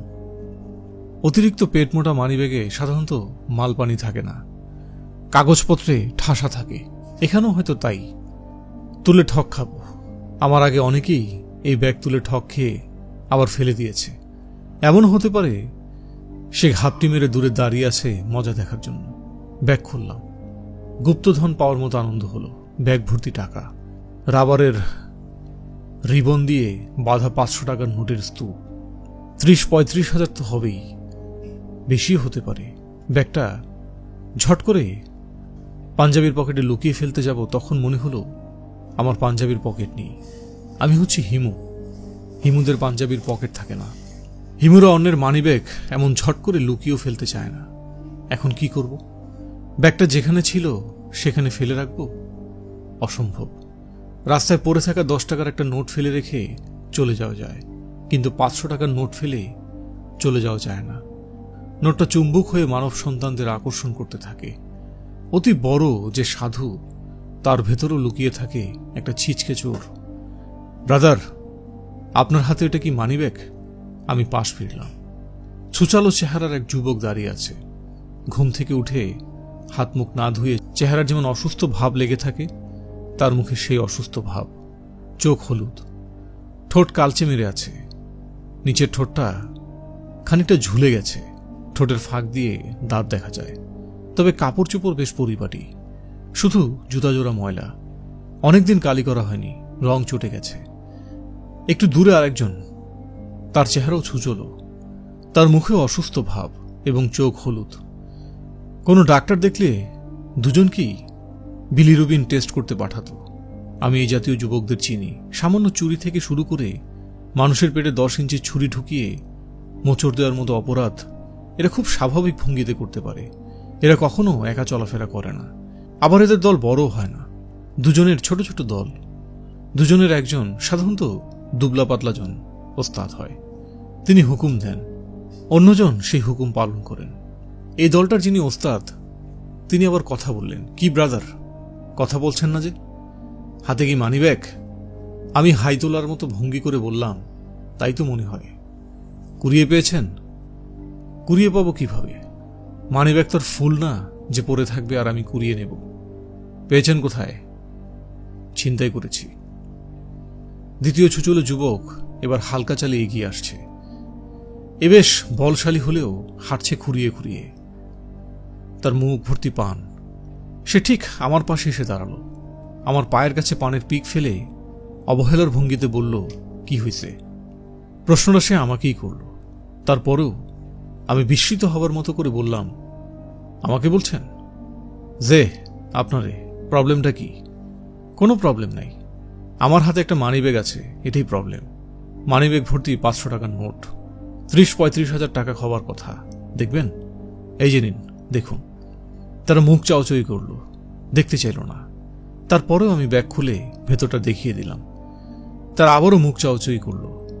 আমার ব্যবহারে তারা মনে হয় খানিকটা বিভ্রান্তিতে পড়ে গেছে। আমি মিষ্টি করে হাসলাম, তাদের বিভ্রান্তি আরো বাড়িয়ে দিয়ে মধুর গলায় বললাম, মানিব্যাগ নিতে চান? কাক মানুষের হাত থেকে খাবার নিয়ে উড়ে যায়, কিন্তু তাদেরকে যদি যত্ন করে থালায় খাবার বেড়ে ডাকা হয়, আয় আয়, তখন তারা আর কাছে আসে না। দূর থেকে ঘাড় ঘুরিয়ে তাকিয়ে থাকে, উড়ে চলেও যায় না, আবার কাছেও আসে না। যুবক দুটির মধ্যে কাক ভাব প্রবল মনে হলো। তারা সরু চোখে মানিব্যাগের দিকে তাকিয়ে আছে, হাত বাড়াচ্ছে না, আমাকে ছেড়ে চলেও যাচ্ছে না। আমি আবারও বললাম, কি মানিব্যাগ নিতে চান? নিতে চাইলে নিন। পান মুখের যুবক আবারও পিক ফেলল। সে একটু চিন্তিত মুখে তার ওস্তাদের দিকে তাকাচ্ছে, ওস্তাদের নির্দেশের অপেক্ষা। ওস্তাদ নির্দেশ দিচ্ছেন না, সময় নিচ্ছেন। পরিস্থিতি তিনি যত সহজ ভেবেছিলেন এখন তত সহজ মনে হচ্ছে না। চট করে ডিসিশন নেওয়া যাচ্ছে না। জায়গাটা নির্জন নয়, ঢাকা শহরের নির্জন জায়গা নেই। তবে আমি যেখানটায় দাঁড়িয়ে, সেই জায়গাটা এই মুহূর্তে লোক চলাচল নেই। ওস্তাদ এবং সার্গেদ আমার দুপাশে দাঁড়িয়ে আছে। ওস্তাদের বাঁ হাত তার প্যান্টের পকেটে। লোকটা সম্ভবত বায়া এবং সে তার বাঁ হাতে খুর ধরে আছে, যে কোনো মুহূর্তে খুর বের করবে। সেই মুহূর্তের জন্য অপেক্ষা। আমি হঠাৎ করে লম্বা লম্বা পা ফেলে হাঁটা শুরু করলাম। তারা একটু হকচকিয়ে গেল, তবে তৎক্ষণাৎ আমার পেছন পেছন আসতে শুরু করল। ওস্তাদ বিশেষ ভঙ্গিতে কাশলেন, সঙ্গে সঙ্গে সার্গেদ প্রায় দৌড়ে আমার সামনে চলে এলো। এখন আমরা তিনজনই হাঁটছি, সার্গেদ আমার আগে, মাঝখানে আমি এবং পেছনে ওস্তাদ। ওরা আমার হাত থেকে মানিব্যাগটা নিয়ে দৌড় দিচ্ছে না, কেন বুঝতে পারছি না। সবচেয়ে সহজ এবং যুক্তিযুক্ত কাজ হলো মানিব্যাগ নিয়ে দৌড় দেওয়া। অবশ্য এদের নানান রকম টেকনিক আছে, এরা কোন টেকনিক ফলো করছে কে জানে। কাকরাইলের আশেপাশের রাস্তার একটা নিয়ম হলো, কথা নেই বার্তা নেই, হঠাৎ একদল তাবলিগ জামাতি কোথা থেকে যেন উদয় হয়। এখানেও তাই হলো। 10-11 জনের একটা দল, পোটলা পুটলি বদনা ছাতা নিয়ে উপস্থিত, হাসি খুশি কাফেলা। তারা চলছে আমাদের সঙ্গে সঙ্গে। আমি মাথা ঘুরিয়ে আমার পেছনে ওস্তাদের দিকে তাকালাম। বেচারার মুখ হতাশায় মিয়ে গেছে, নিচের ঠোঁট আরো নেমে গেছে। ভালো একটা শিকার পেয়েছিল, সেই শিকার হাসি মুখে তাবলিগ জামাতের ভিড়ে চলে গেল। তাবলিগের দল কাকরাইলের মসজিদের দিকে চলে গেল। আমি ইচ্ছে করলে ওদের সঙ্গে ভিড়ে যেতে পারতাম, তা করলাম না। আমি রওনা হলাম চায়ের দোকানের দিকে। ওস্তাদ এবং সার্গেদের মধ্যে নতুন উৎসাহ দেখা দিল। তারা চোখে চোখে কিছু কথা বলল। দুজনে একসঙ্গে সিগারেট ধরল। তারাও আসছে, আসুক, চাটা একসঙ্গে খাই। হাসপাতাল থেকে ছাড়া পেয়েই মজাদার নাটকের ভেতর ঢুকে গেছি। ভালোই লাগছে। নাটকের শেষটা রক্তারক্তি পর্যন্ত না গড়ালেই হয়। চায়ের দোকানের মালিকের নাম কাউসার মিয়া। এক মধ্যরাতে তার সঙ্গে আমার পরিচয় হয়েছিল। কাউসার মিয়ার ধারণা সেই রাতে আমি তাকে ভয়ঙ্কর বিপদ থেকে উদ্ধার করেছিলাম। মধ্যরাতের পরিচিত জনরা সাধারণত সন্ধ্যা রাতে কেউ কাউকে চেনে না। কাউসার মিয়া চিনল। আরে হিমু ভাই, আপনি? এই বলে যে চিৎকার দিল তাতে নামাজ ভঙ্গ করে কাকরাইল মসজিদের মুসল্লিরা ছুটে আসার কথা। তারা ছুটে এলো না, তবে ওস্তাদ এবং সার্গেদের আক্কেল গুরুম হয়ে গেল। কাউসার মিয়া চায়ের দোকানের মালিক হলেও তাকে দেখাচ্ছে ভীম ভবানীর মতো। সে আদর করে কারো পিঠে থাবা দিলে সেই মানব সন্ধানের মেরুদণ্ড বেশ কিছু হাড় খুলে যাবার কথা। কাউসার মিয়া চিৎকার দিয়ে থামল না। দোকান ফেলে ছুটে এসে পায়ে পড়ে গেল, যেন অনেকদিন পর শিষ্য তার গুরুর দেখা পেয়েছে। চরণধুলি না নেওয়া পর্যন্ত শিষ্য গুরুর সাক্ষাৎ সম্পূর্ণ হবে না। আপনারে যে আবার দেখমু ভাবি নাই। আল্লাহ পাকের খাস রহমতে আপনারে পাইছি। আছেন কেমন হিমু ভাই? ভালো। আপনি একটা বড় আশ্চর্য মানুষ। এখন কন কেমনে আপনারে খেদমত করি? চা খাওয়াও, পয়সা কিন্তু দিতে পারবো না। কাউসার হতভম্ব গলায় বলল, পয়সার কথা তুললেন? এর থেকে জুতা দিয়ে 2টা গালে বাড়ি দিতেন। আমি ওস্তাদ এবং সার্গেতকে দেখিয়ে বললাম, আমার 2জন গেস্ট আছে, এদেরও চা দাও। কাউসার মিয়া তার সবকটা দাঁত বের করে বলল, আর কি খাইবেন কন? আর কিছু লাগবো না? সিগারেট আইনা দিই? দাও। কাউসার মিয়া দোকানের লোকটাকে পান সিগারেট আনতে পাঠালো। 300 বেনসন, 3টা মিষ্টি পান এবং জর্দা আলিদা। ওস্তাদ এবং সার্গেত পুরোপুরি থমকে গেল, তবে চলে গেল না, দাঁড়িয়ে রইল। এখন তাদের চোখ আমার হাতে ধরা মানিব্যাগের দিকে। আমি চায়ের কাপ তাদের দিকে বাড়িয়ে দিয়ে বললাম, ভাই চা খান। অনেকক্ষণ আমার পেছনে পেছনে ঘুরেছেন, নিশ্চয়ই টায়ার্ড। ওস্তাদ বললেন, চা খাবো না। সার্গেতও সঙ্গে সঙ্গে বলল, চা খাবো না। কাউসার মিয়া চোখ কপালে তুলে বলল, হিমু ভাইয়া চা সারতেছে আর চা খাইবেন না? কন কি আপনি? আশ্চর্য ঘটনা। ধরেন চা নেন। ওস্তাদ এবং সার্গেত দুজনই শুকনো মুখে চায়ের কাপ তুলল। কাউসার মিয়া তার বেনসন সিগারেট এগিয়ে দিতে দিতে বলল, আপনাদের পরিচয়? ওস্তাদ এবং সার্গেত মুখ চাওয়াচাই করছে। আমি তাদের পরিচয় দান থেকে রক্ষা করলাম। কাউসারকে বললাম, শোনো কাউসার মিয়া, আমি একটা মানিব্যাগ কুড়িয়ে পেয়েছি। মানিব্যাগে টাকার পরিমাণ ভালোই, 30-35 হাজার তো বটেই। টাকা দিয়ে কি করা যায় বলো তো? কাউসারের মুখ হা হয়ে গেল। সে বিড়বিড় করে বলল, খাইছে রে। আমি ওস্তাদ এবং সার্গেদের দিকে তাকালাম। তারা মনে হচ্ছে দুঃখে কেঁদে ফেলবে। আমি তাদের দিকে মানিব্যাগটা এগিয়ে দিয়ে বললাম, ভালো করে দেখুন তো কোনো ঠিকানা লেখা আছে কিনা, আর টাকাটাও গুনে দেখুন। ঠিকানা পাওয়া গেলে চলুন দিয়ে আসি। এতগুলি টাকা একা একা নিয়ে যাওয়া ঠিক না। আমার নাম হিমু, আপনাদের পরিচয় কি? ওস্তাদ বিড়বিড় করে বললেন, আমার নাম মোফাজ্জল, আর এ জহিরুল। ঠিকানা পাওয়া গেছে? টুকরা কাগজ অনেক আছে, কোনটা ঠিকানা কে জানে। ওই দেখে দেখে বের করে ফেলবো। আপনাদের কাজ না থাকলে চলুন আমার সঙ্গে। কাজ আছে? না? তাহলে মানিব্যাগটা আপনার পকেটে রাখুন। আমার পাঞ্জাবিতে পকেট নেই। আপনাদের পাওয়ায় আমার সুবিধাই হলো। মোফাজ্জল আমার দিকে তাকিয়ে বিচিত্র ভঙ্গিতে হাসল। আমি তার দিকে কঠিন চোখে তাকিয়ে তার চেয়েও বিচিত্র ভঙ্গিতে হাসলাম। বিচিত্র হাসি, বিচিত্র হাসিতে কাটাকাটি। কাউসার উৎসবের সঙ্গে বলল, টাকাটা আগে গণেন।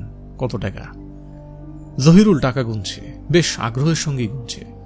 কাউসার বলল, আরেক দফা চা দিমু হিমু ভাই? দাও। মোফাজ্জল ভাই, জহিরুল ভাই, আপনারে দিমু? জহিরুল টাকা গোনায় ব্যস্ত, সে কিছু বলল না। মোফাজ্জল উদাস গলায় বলল, দাও। আমরা রাত 2টার দিকে জিগাতলার এক টিনের বাড়ির দরজায় প্রবল উৎসাহে কড়া নাড়তে লাগলাম। আমরা কড়া নাড়ছি বলা ঠিক হচ্ছে না।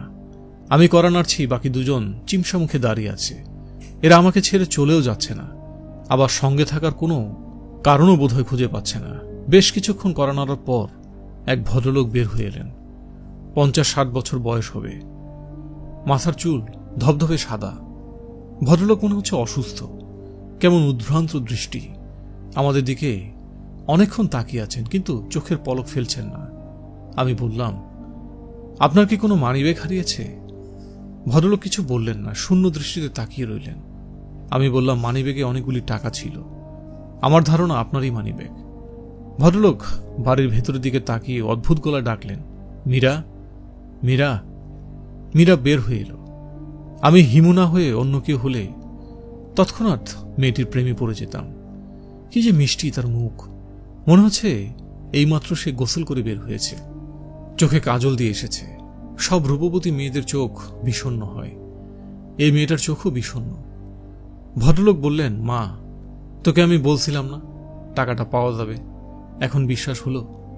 মীরা তাকালো আমার দিকে। আমি বললাম, ভালো আছেন? মীরা ভ্রু কুঁচকে ফেলল। আমি মোফাজ্জলের দিকে তাকিয়ে বললাম, মানিব্যাগটা দিয়ে দিন। মোফাজ্জল কঠিন গলায় বলল, মানিব্যাগ যে উনার তার প্রমাণ কি? আমি উদাস গলায় বললাম, প্রমাণ লাগবে না, মীরা তুমি টাকাটা গুনে নাও। মীরার কোচকানো ভ্রু আরো কুঁচকে গেল। আমার মতো অভাজন তাকে তুমি করে বলবে তা সে মেনে নিতে পারছে না। মানিব্যাগ সংক্রান্ত জটিলতা না থাকলে সে নিশ্চয়ই শুকনো গলায় বলতো, আমাকে তুমি করে না বললে খুশি হব। মোফাজ্জল অপ্রসন্ন মুখে পকেট থেকে মানিব্যাগ বের করল। এরকম অপ্রীতিকর কাজ সে মনে হয় তার জীবনে আর করেনি। মোফাজ্জলের চেয়েও বেশি মন খারাপ হয়েছে তার চামচা জহিরুলের। জহিরুল মনে হয় মনের দুঃখে কেঁদেই ফেলবে। ভদ্রলোক আবারও মীরাকে বললেন, বলেছিলাম না সব কটা টাকা ফেরত পাবো, বিশ্বাস হলো? তুই তো কেঁদে অস্থির হচ্ছিলি, নে টাকাটা গুনে দেখ, 37,921 টাকা আছে। মীরা বলল, গুনতে হবে না। ভদ্রলোক বললেন, আহা গুনে দেখ না। আমি বললাম, মীরা তুমি সাবধানে গুনতে থাকো, আমরা চললাম। শুরুতেই তুমি বলায় মেয়েটা রেগে গেছে, তাকে আবারও তুমি বলায় আরো রাগিয়ে দিয়ে বের হয়ে এলাম। মোফাজ্জল ক্রুদ্ধ গলায় বলল, এতগুলো টাকা ফেরত পেয়েছে তার কোনো আলামত নাই, শালার দুনিয়া, লাথি মারি এমন দুনিয়ারে। জহিরুল বলল, 1000 টাকা বকশিশ দিলেও তো একটা কথা ছিল, কি বলেন ওস্তাদ? বকশিশ না দেওয়ায় অধর্ম হয়েছে। আমি বললাম, বকশিশ পেলে কি করতেন? জহিরুল দীর্ঘ নিঃশ্বাস ফেলে বলল, কি আর করতাম, মাল খাইতাম। গত 4 দিন 3 আঙ্গুল পরিমাণ বাংলা খাইছি। 3 আঙ্গুল বাংলা কি হয় কন? 3 আঙ্গুল মাল ইচ্ছা করলে একটা মশাও খাইতে পারে। মাল খাও তো দূরের কথা, সারাদিন ভাতই খাই নেই। আপনার পিছে পিছে বেফিকির হাঁটতাছি। আজ যত হাঁটা হাঁটছি একটা ফকিরও অত হাঁটা হাঁটে না। মোফাজ্জল বিরক্ত মুখে বলল, চুপ কর, এত কথার দরকার কি? ইমু ভাইয়া বিদায় দেন, আমরা এখন যাই। যাবেন কোথায়? জানি না কই যাব, আমার সঙ্গে চলেন, মাল খাওয়াবো। মোফাজ্জল সরু চোখে তাকিয়ে রইল। সে আমার কথা বিশ্বাস করতে পারছে না, আবার অবিশ্বাসও করতে পারছে না। বিশ্বাস এবং অবিশ্বাসের মাঝামাঝি বাস করা হচ্ছে কষ্টকর। মোফাজ্জল আছে সেই কষ্টে। কি যাবেন? সত্যি মাল খাওয়াবেন? হ্যাঁ। কি খাওয়াবেন? বাংলা? বাংলা ইংরেজি জানি না, তবে খাওয়াবো। চলেন যাই। মোফাজ্জল অনিচ্ছার সঙ্গে হাঁটছে, তবে জহিরুলের চোখ চকচক করছে। কিছু মানুষ আছে যাদের জন্মই হয় শিষ্য হবার জন্য। জহিরুল হলো সেই মানুষ। এরা কখনো বিশ্বাস অবিশ্বাসের মাঝামাঝি বাস করে না, এরা বাস করে বিশ্বাসের জগতে। যে যা বলে তাই বিশ্বাস করে। জহিরুল বলল, হিমু ভাই আপনার আমার পছন্দ হয়েছে। কেন?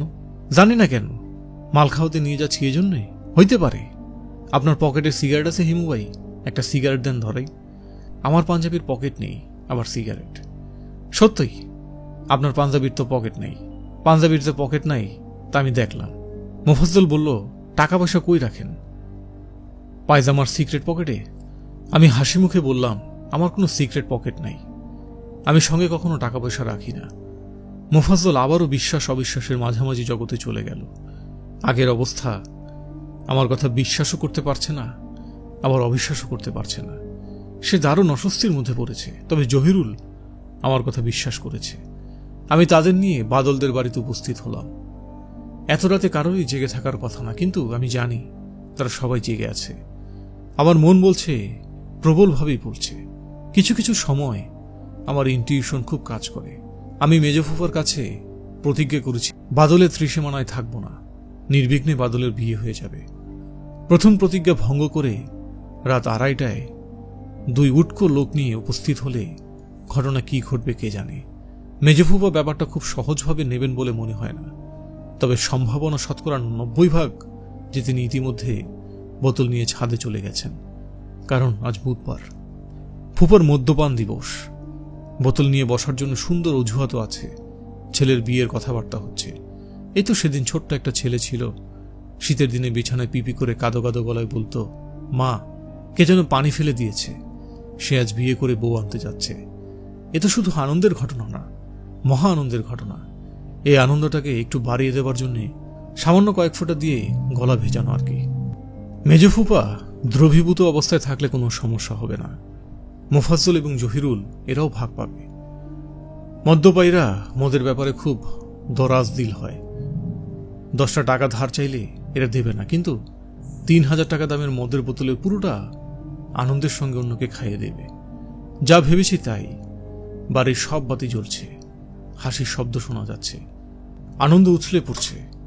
খোলা জানালায় সে আনন্দ উছলে বের হয়ে আসছে। হাসির শব্দ, হইচইয়ের শব্দ, ছোট বাচ্চাদের কান্নাকাটির শব্দ। আমি কলিং বেলে হাত রাখার আগেই দরজা খুলে গেল। মেজফুপু দরজা খুললেন। তার পরনে লাল বেনারসি, ইদানিংকার ফ্যাশনের মতো কপালে সিঁদুর। মেজফুপু হাসি মুখে বললেন, কিরে হিমু, তুই এত দেরি করলি? তোর জন্য বাদল এখনো না খেয়ে বসে আছে। আমি হাসলাম। দেরি করার অপরাধে খুবই লজ্জিত এই টাইপের হাসি। ব্যাপারটা কি বুঝতে পারছি না। বাদলের বিয়ে হয়ে গেল নাকি? বিয়ে বোধহয় না, মনে হচ্ছে গায়ে হলুদ। ফুপুর কপালে হলুদ লেগে আছে। আশ্চর্য, একটা দিন সময় মতো আসবি না? আমি কি রোজই ছেলের বিয়ে দেব? গায়ে হলুদের এমন জমজমাট অনুষ্ঠান। বাদল অস্থির হয়ে তোর জন্য আছে। ঝিম মেরে আছিস কেন? ব্যাপার কি? কথা বলছিস না কেন? তোমাকে আসলে চিনতেই পারিনি, এজন্যই চুপ করেছিলাম। মাই গড, তোমাকে তো দারুণ লাগছে। কে বলবে তোমার ছেলের বিয়ে? মনে হচ্ছে তোমারই বিয়ে হয়নি। পাম দেওয়া কথা কম বলবি। দরজায় দাঁড়িয়ে আছিস কেন? আয়, ভেতরে আয়। আমি গলা নিচু করে বললাম, ফুপু, আমার 2জন গেস্ট আছে, ওদের নিয়ে আসবো। ওরা কোথায়? রাস্তায় দাঁড় করিয়ে রেখেছি। বাড়িতে ঢুকতে দাও কিনা তাই ঢুকাইনি। তোর কি বুদ্ধি শুদ্ধি দিন দিন চলে যাচ্ছে নাকি? আমার ছেলের বিয়েতে বন্ধু বান্ধব নিয়ে আসবি না, নাকি পাড়ার লোকের বিয়েতে আসবি? আর তোর আক্কেলটাই বা কিরকম? রাস্তায় দাঁড় করিয়ে রাখলি কোন হিসাবে? ওরা কি জানি ভাবছে। কিছুই ভাবছে না, আমি নিয়ে আসছি। ফুপা কি বাসায় আছেন? বাসায় থাকবেন না তো কোথায় থাকবেন? একটা অজুহাত পেয়েছে ছেলের বিয়ে, বোতল নিয়ে ছাদে চলে গেছে। বাড়ি ভর্তি লোকজন, না জানি কি ভাবছে। তোমাকে কিন্তু দারুণ লাগছে ফুপু। সারে কি কোনো নতুন কায়দায় পড়েছ? মোটাটা অনেকটা ঢাকা পড়েছে। সত্যি বলছিস? অবশ্যই সত্যি বলছি। রিনাও বলছিল আমাকে নাকি স্লিম লাগছে। তুই কথা বলে সময় নষ্ট করিস না, তোর বন্ধুদের নিয়ে আয়। আমি খাবার গরম করছি। বন্ধুরা কিছু খাবে না ফুপু, ওরা খেয়ে এসেছে। আমি বাদলের সঙ্গে খাবো। ওরা ছাদে বসে ফুপার সঙ্গে গল্প করবে। ফুপা আমাকে দেখে আনন্দে অভিভূত হলেন। মাতালরা এক পর্যায়ে যে কোনো ব্যাপারে আনন্দে অভিভূত হয়, তার এখন সেই অবস্থা চলছে। ফুপার মনেই নেই যে তিনি আমাকে আসতে নিষেধ করেছেন। আরে Himu, what a pleasant surprise. তোমার কথাই ভাবছিলাম। ফুপা, এরা হলো আমার 2 বন্ধু, একজন মোফাজ্জল আর একজন জহিরুল। ফুপা মধুর গলায় বললেন, তোমরা কেমন আছো? তুমি করে বললাম, কিছু মনে করো না আবার। হিমু হচ্ছে আমার ছেলের মতো, সেই হিসেবে তোমরাও আমার ছেলে। হে হে হে হে। দাঁড়িয়ে আছো কেন? বসো। খুব ঠান্ডা তো, এজন্যই 2 ফোঁটা হুইস্কি খাচ্ছি। তার উপর ছেলের বিয়ে মহা আনন্দের ব্যাপার। মেয়ের বিয়ে হলে কষ্টের ব্যাপার হতো। মেয়ের বিয়ে মানে মেয়ের বিদায়, ছেলের বিয়ে মানে নতুন একটা মেয়ে প্রাপ্তি। এই উপলক্ষে সামান্য মদ্যপান করা যায়, ঠিক না? জহিরুল বলল, এই দিনে যদি মদ না খান, খাবেন কবে? এই ব্যাপারটাই তো তোমাদের ফুপুকে বোঝাতে পারলাম না। শরৎচন্দ্রের দেবদাস পড়ে মেয়েরা ধরে নিয়েছে মদ একটা ভয়াবহ ব্যাপার। পরিমিত মদ্যপান যে হার্টের জন্য কত বড় ঔষধ তা এরা জানে না। টাইম পত্রিকায় একটা আর্টিকেল ছাপা হয়েছে, সেখানে পত্রিকায় লেখা, যারা পরিমিত মদ্যপান করে তাদের হার্ট অ্যাটাকের রিস্ক অর্ধেক কমে যায়। তোমরা কি একটু খেয়ে দেখবে? মোফাজ্জল বলল, জি না, আপনি মুরব্বী মানুষ, লজ্জা করবে না তো, খাও। এত বড় একটা আনন্দ উৎসবে আমি একা একা বসে আছি, তোমরা আশায় তাও কথা বলার লোক পাচ্ছি। হিমু, যা, তোর 2টা গ্লাস এনে দে, বোতল আরেকটা লাগবে। আমার ঘরে চলে যা। বুক সেলফের 3 নম্বর তাকে বইগুলোর পেছনে একটা ব্ল্যাক ডগের বোতল আছে। এইসব জিনিস একা খেয়ে কোনো আনন্দ নেই, তাই না তোফাজ্জল? স্যার, আমার নাম মোফাজ্জল। ও আচ্ছা আচ্ছা আচ্ছা, স্যার বলছো কেন? আমি হিমুর ফুপা, তোমারও ফুপা। এই যে শুটকা ছেলেটা, তারও ফুপা। তোমার নাম জানো কি? জহিরুল। শুটকা ছেলে বলে রাগ করনি তো? জি না। তোমার ফুপুকে দেখার পর পৃথিবীর যে কোনো মানুষকেই আমার কাছে শুটকা মনে হয়। একবার কি হয়েছে শোনো, প্লেনে করে চিটাগাং যাচ্ছি, সে দেখি প্লেনের সিটে ঢোকে না। হাস্যকর ঘটনা। এয়ার হোস্টেস আমি দুজনে মিলে ঠেলাঠেলি, এখনো মনে করলে লজ্জায় মরে যাই। আমি নিচে চলে এলাম। মোফাজ্জল এবং জহিরুলকে নিয়ে আর চিন্তার কারণ নেই, তারা মনের সুখে ব্ল্যাক ডগ খেতে পারবে। ফুপা যত্ন করে মুখে তুলে তুলে খাইয়ে দিবেন। বোতল শেষ হলেও কোনো সমস্যা নেই, বিচিত্র সব জায়গা থেকে নতুন নতুন বোতল বের হবে। শেষের দিকে সিচুয়েশন আউট অফ হ্যান্ড হয়ে যাবার সম্ভাবনাও অবশ্য আছে। এক মাতাল হয় বিষণ্ণ প্রকৃতির, 2 মাতাল হয় মিত্রভাবাপন্ন, 3 মাতাল সর্বদাই ভয়াবহ। খাওয়া শেষ করে আমি বাদলের ঘরে গিয়ে বসেছি। বাদলের গায়ে সিল্কের পাঞ্জাবি, হাতে রাখি, চোখে মুখে লজ্জিত একটা ভাব। বিবাহ নামক অপরাধ করতে যাচ্ছে, এই কারণে সে যেন ছোট হয়ে গেছে। তাকে দেখাচ্ছেও খুব সুন্দর। বিয়ের আগে আগে শুধু যে মেয়েরা সুন্দর হয়ে যায় তা না, ছেলেরাও সুন্দর হয়। আমি বাদলের দিকে মুগ্ধ হয়ে তাকিয়ে আছি। বাদল, তোকে তো খুব সুন্দর দেখাচ্ছে, গায়ের রং তো মনে হচ্ছে আরো উজ্জ্বল হয়েছে। বাদল হাসি মুখে বলল, হলুদ দিয়ে ডলাডলি করে গায়ের চামড়া তুলে ফেলেছে, রং তো উজ্জ্বল হবেই। বিয়ে হচ্ছে যার সঙ্গে, সেই মেয়েটার নাম কি? পুরনো ধরনের নাম, আখি। মেয়েটা কেমন? জানি না কেমন, কথা হয়নি তো। খুব সুন্দর, সবাই তো তাই বলছে। তুই বলছিস না? বাদল লজ্জা লজ্জা গলায় বলল, আমিও বলছি। তোর খুব ভালো একটা দিনে বিয়ে হচ্ছে, 22 ডিসেম্বর। অদ্ভুত, 22 ডিসেম্বর কি খুব শুভ দিন হিমুদা? বৎসরের সবচাইতে লম্বা রাতটা হলো 22 ডিসেম্বরের রাত। তোরা দুজন গল্প করার জন্য অনেক সময় পাবি, এ কারণেই শুভ। বাদল লজ্জিত ভঙ্গিতে হাসল। হঠাৎ হাসি থামিয়ে বলল, আখির সঙ্গে কি কথা বলবো সেটাই তো বুঝতে পারছি না। বোকার মতো হয়তো কিছু বলবো, পরে সে নিয়ে হাসাহাসি করবে। করুক না হাসাহাসি, তোর যা মনে আসবে তুই তাই বলবি। 2 কবিতা টবিতা মুখস্থ করে যা। কি কবিতা? প্রেমের কবিতা। প্রেমের তো অনেক কবিতা আছে, কোনটা মুখস্থ করবো সেটা বলো। কোনটা বলবো? আমার তো 2-3 লাইনের বেশি কোনো কবিতা মনে থাকে না। 2-3 লাইনই বলো। 1 সেকেন্ড দাঁড়াও, আমি কাগজ কলম নিয়ে আসি, লিখে ফেলি। বাদল গম্ভীর ভঙ্গিতে বল পয়েন্ট আর কাগজ নিয়ে বসেছে। আমি কবিতা বলবো, সে লিখে মুখস্থ করবে, বাসরাতে তার স্ত্রীকে শোনাবে। হাস্যকর একটা ব্যাপার, কিন্তু আমার কেন জানি হাস্যকর লাগছে না। বাদল বলল, কই চুপ করে আছো কেন, বলো। আমি বললাম, লিখে ফেল। এভাবে নয়, এভাবে ঠিক হয় না। নদীর বুকে বৃষ্টি পড়ে, পাহাড় তাকে সয় না। এভাবে নয়, এভাবে ঠিক হয় না। কিভাবে হয়? কেমন করে হয়? কেমন করে ফুলের কাছে রয় গন্ধ আর বাতাস দুইজনে? এভাবে হয়, এইভাবেই হয়। বাদল বলল, এটা কার কবিতা? তোমার? পাগল হয়েছিস? আমি কবিতা লিখি নাকি? এই কবিতা শক্তি চট্টোপাধ্যায়ের। কতদিন পর তোমাকে দেখেছি, কি যে অদ্ভুত লাগছে। অদ্ভুত লাগছে? হ্যাঁ, অদ্ভুত। আখির সঙ্গে বেশি গল্প হবে তোমাকে নিয়ে। ওকে নিয়ে আবার খালি পায়ে হাঁটতে বেরোবি না তো? অবশ্যই বের হব। আমি পরবো হলুদ পাঞ্জাবি, ওকে পরাবো হলুদ শাড়ি। তারপর কি? সেটা বলতে পারবো না, লজ্জা লাগছে। হেমুদা শোনো, তোমার জন্য আমি খুব সুন্দর একটা গিফট এনেছি। আন্দাজ করো তো কি? আন্দাজ করতে পারছি না। একটা খুব দামি স্লিপিং ব্যাগ নিয়ে এসেছি। তুমি তো যেখানে সেখানে রাত কাটাও, ব্যাগটা থাকলে সুবিধা, ব্যাগের ভেতর ঢুকে পড়বে। স্লিপিং ব্যাগের কালার তোমার পছন্দ হবে না, মেরুন কালার। অনেক খুঁজেছি, হলুদ পাইনি। বাদল স্লিপিং ব্যাগটা নিয়ে এলো, বোঝাই যাচ্ছে অনেক টাকা দিয়ে কিনেছে। হিমুদা পছন্দ হয়েছে? খুব পছন্দ হয়েছে। ব্যাগটা থাকায় তোমার খুব সুবিধা হবে। ধরো তুমি জঙ্গলে জোছনা দেখতে গিয়েছ, অনেক রাত পর্যন্ত জোছনা দেখলে, ঘুম পেয়ে গেল, কোনো একটা গাছের নিচে ব্যাগ রেখে তুমি ভেতরে ঢুকে গেলে। আমার তো এখনই ব্যাগ নিয়ে জঙ্গলে চলে যেতে ইচ্ছে করছে। আমারও ইচ্ছে করছে, হিমুদা চলো কাছে পিছের কোনো একটা জঙ্গলে চলে যাই। জয়দেবপুরের শালবনে গেলে কেমন হয়? বিয়ের আগে তোর কোথাও যাওয়া ঠিক হবে না। বিয়ে হয়ে যাক, তারপর তুই আর আখি, হিমু আর হিমি। আমি বাক্যটা শেষ করার আগেই রণভঙ্গিনী মূর্তিতে ফুপু ঢুকলেন। তিনি আমার দিকে তাকিয়ে খড়খড়ে গলায় বললেন, তুই কাদের নিয়ে বাসায় এসেছিস? বাদর দুটাকে জোগাড় করেছিস কোথায়? আমি হকচকিয়ে গেলাম। কেন? ওরা কি করেছে? দুটো তো ন্যাংটা হয়ে ছাদে নাচানাচি করছে, তোর ফুপাও নাচছে। বলো কি? তুই এক্ষুনি এই মুহূর্তে এদের নিয়ে বিদায় হবি। আমি দীর্ঘ নিঃশ্বাস ফেলে উঠে দাঁড়ালাম। আমার বগলে বাদলের আনা মেরুন রঙের স্লিপিং ব্যাগ। ফুটপাতে যারা ঘুমায় দেখা যাচ্ছে তাদের কিছু নিয়ম নীতি আছে। তারা জায়গা বদল করে না। ঘুমাবার জায়গা সবারই নির্দিষ্ট। যে নিউ মার্কেটের পাশে ঘুমায় সে যদি সন্ধ্যাবেলায় বাসাবতে থাকে, সে হেঁটে হেঁটে নিউ মার্কেটের পাশে এসে নিজের জায়গায় ঘুমোবে।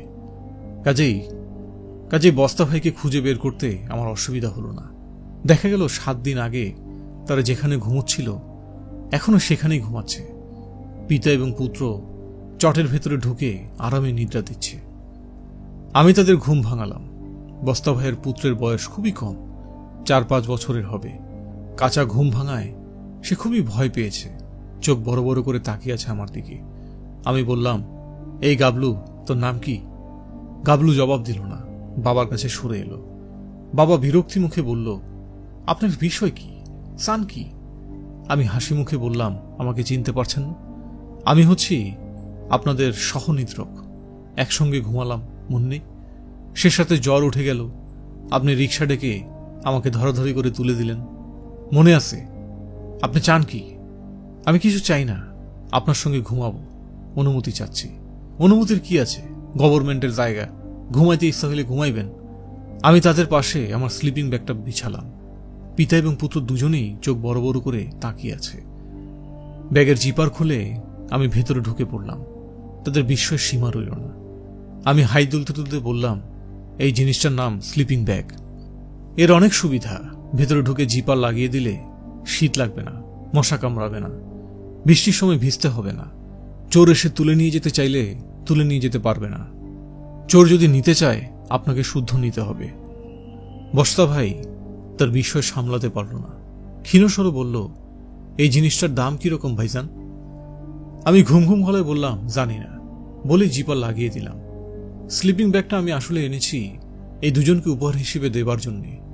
হিমুরা স্লিপিং ব্যাগ হাতে নিয়ে হাঁটে না। আমি ঠিক করেছি বাকি রাতটা স্লিপিং ব্যাগে ঘুমাবো। সকালে ব্যাগ থেকে বের হয়ে 1 কাপ চা খাবো, তারপর পিতা এবং পুত্রকে ব্যাগটা উপহার দিয়ে চলে যাব। আহা, এই দুজন আরাম করে ঘুমাক। ছেলেটার চেহারা খুব মায়াকারা। কি নাম ছেলেটার?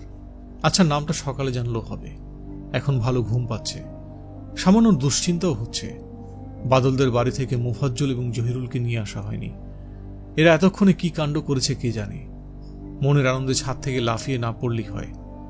স্লিপিং ব্যাগটা আসলেই আরামদায়ক। ঘুমে আমার চোখ জড়িয়ে আসছে। ভাইজান, ও ভাইজান। কি?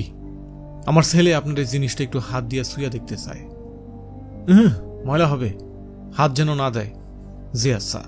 ছেলের নাম কি? সুলাইমান। ছেলের মা কোথায়? সেটা ভাইজান একটা বিরাট হিস্টোরি। থাক, বাদ দেন।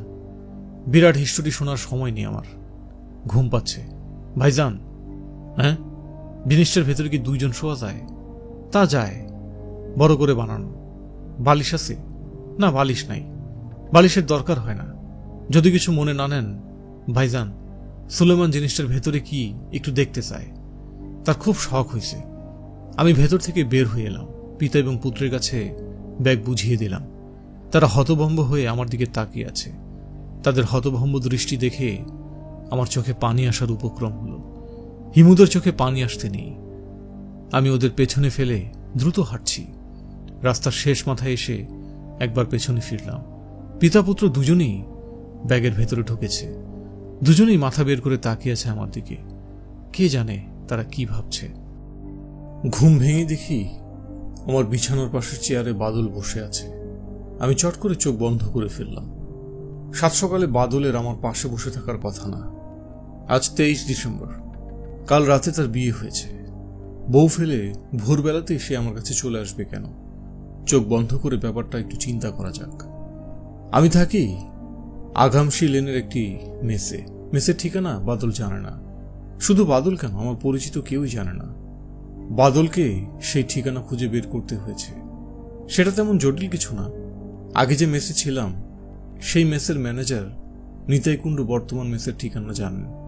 তাকে যদিও বলা হয়েছে আমার ঠিকানা কাউকে দেবেন না, তারপরেও ভদ্রলোক দিয়েছেন। বাদল নিশ্চয়ই এমন কিছু বলেছে বা করেছে যে ঠিকানা না দিয়ে ভদ্রলোকের উপায় ছিল না। খুব সম্ভবত কেঁদে ফেলেছে। বাদল খুব সহজে কাঁদতে পারে। একবার মেসে ঢুকে পড়ার পর আমার ঘরে ঢোকা অবশ্য খুবই সহজ। আমি দরজা এবং জানালা খোলা রেখেই ঘুমাই। হিমুকে তাই করতে হয়। আমার বাবা আমার জন্য যে উপদেশনামা লিখে রেখে গেছেন তার 7ম উপদেশ হচ্ছে, নিদ্রা এবং জাগরণের যে বাধা ধরা নিয়ম আছে, যেমন দিবসে জাগরণ, নিশাকালে নিদ্রা, এইসব নিয়ম মানিয়ে চলার কোনো আবশ্যকতা নেই। কোন রকম বন্ধন নিজেকে বাঁধিও না। খোলা মাঠ বা প্রান্তরে নিদ্রা দিতে চেষ্টা করিবে। কোনো প্রকোষ্ঠে শয়ন করিলে সেই প্রকোষ্ঠের দরজা জানলা সবই খুলিয়া রাখিবে, যেন নিদ্রাকালে খোলা প্রান্তরের সহিত তোমার নিদ্রাকক্ষের যোগ সাধিত হয়। নিদ্রাকালে তস্কর বা ডাকাত আসিয়া তোমার মালামাল নিয়ে পলায়ন করিবে, এই চিন্তা মাথায় রাখিও না। কারণ তস্কর আকর্ষণ করিবার মতো কিছু তোমার কখনোই থাকিবে না। যদি থাকে তবে তাহা তস্কর কর্তৃক নিয়ে যাওয়াই শ্রেয়। বাবার উপদেশ আমি অনেকদিন ধরেই মেনে চলছি। খোলা প্রান্তরে শোয়া সম্ভব হচ্ছে না। দরজা জানালা খোলা ঘরে ঘুমছি। তস্করের হাতে পড়েছি 3 বার। প্রথমবার সে একটা দামি জিনিসই নিয়ে গেছে, ওয়াকম্যান। সনি কোম্পানির ওয়াকম্যান আমাকে উপহার দিয়েছিল রূপা। রূপার উপহার দেওয়ার পদ্ধতি খুব সুন্দর।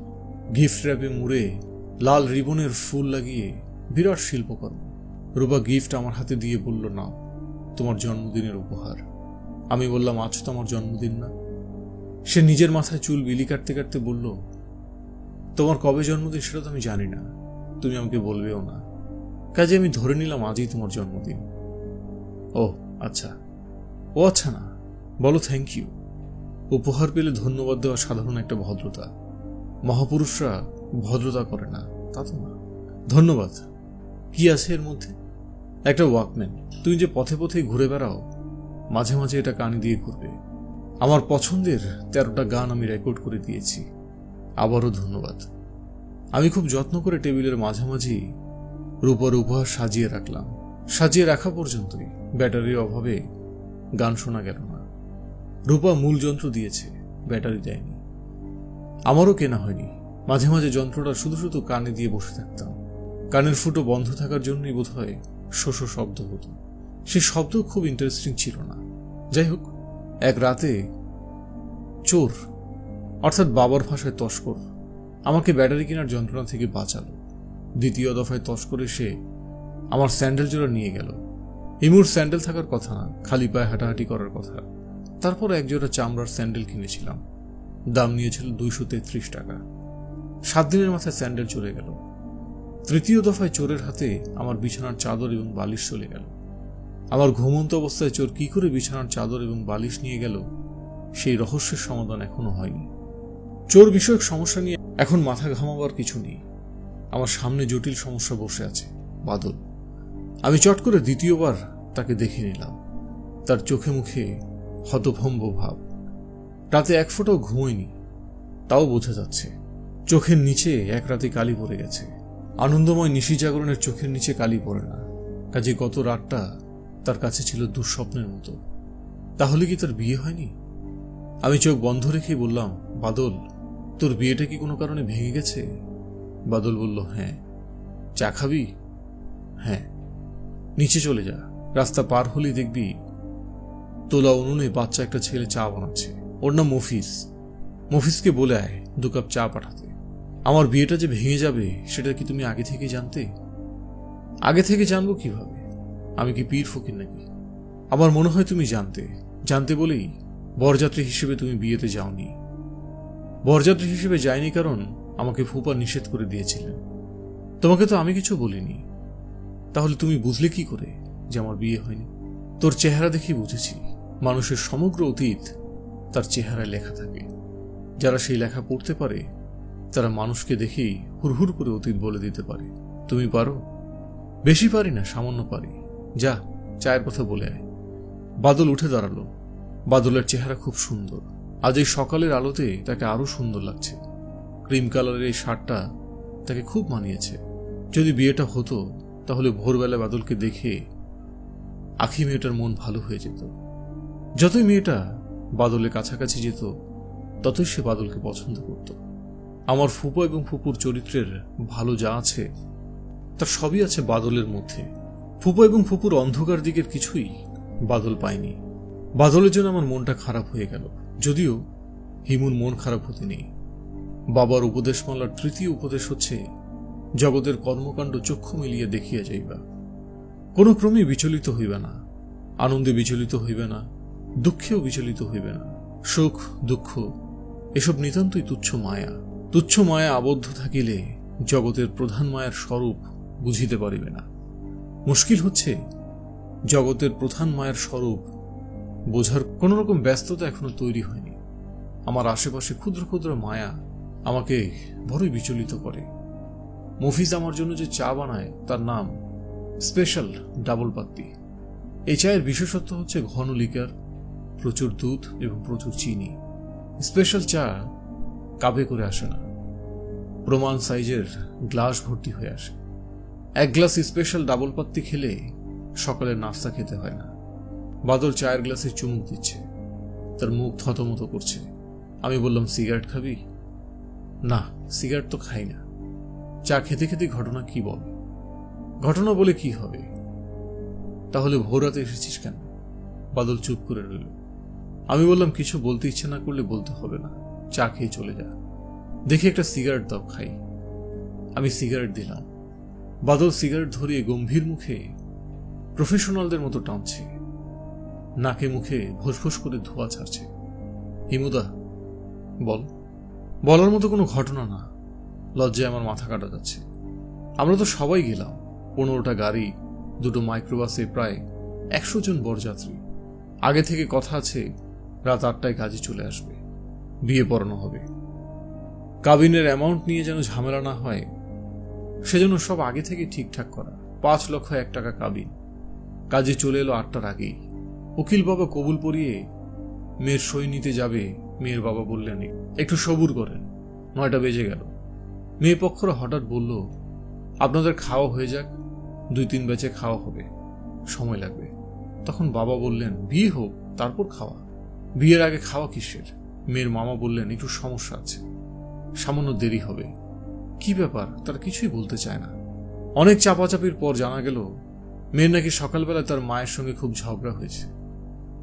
মেয়ে রাগ করে তার কোনো এক বন্ধুর বাড়িতে চলে গেছে। সেখান থেকে টেলিফোন করেছিল, বলেছে চলে আসবে। কোথায় আছে তা কেউ জানে না। কোথায় আছে তা কেউ জানে না বলে তাকে আনার জন্য কেউ যেতে পারছে না। বাবা রাগ করে বললেন, মেয়ে কি তার প্রেমিকের বাড়িতে গিয়ে উঠেছে? এই কথার মেয়ের মামা খুব রাগ করে বললেন, এইসব নোংরা কথা কি বলছেন? আমাদের মেয়ে সেরকম না, মার সঙ্গে ঝগড়া করেছে, টেলিফোনে কথা হয়েছে, চলে আসবে, একটু অপেক্ষা করুন। আমরা রাত 11:30 পর্যন্ত অপেক্ষা করলাম। বাসায় এসেও বিরাট লজ্জায় পড়লাম। বাবা বাসায় ব্যান্ড পার্টির ব্যবস্থা করে গিয়েছিলেন। বরকনে আসবে, ব্যান্ড বাজাও শুরু হবে। আমাদের ফেরত আসতে দেখে ব্যান্ড বাজাও শুরু হলো। উদ্দাম বাজনা, পাড়ার লোক ভেঙে পড়ল। লজ্জায় আমাদের ইচ্ছা করছিল। কি ইচ্ছা করছিল? বাদল চুপ হয়ে গেল। সে আমার দিক থেকে মুখ ফিরিয়ে নিয়ে অন্যদিকে তাকিয়ে রইল, মনে হয় চোখের পানি সামলাচ্ছে। আমি বললাম, তুই আমার কাছে এসেছিস কেন? এমনি এসেছি, মনটা ভালো করার জন্য এসেছি।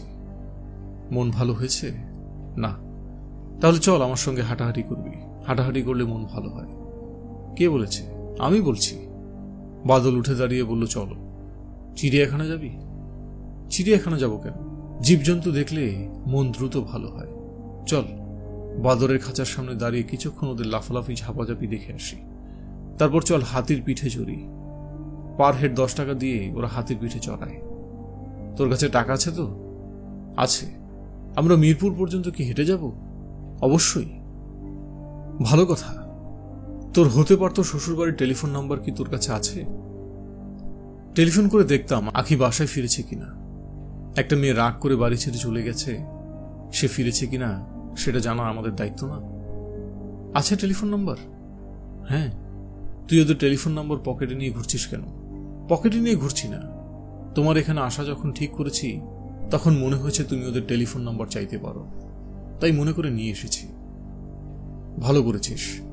তুমি কি সত্যি মিরপুর পর্যন্ত হেঁটে যাবে?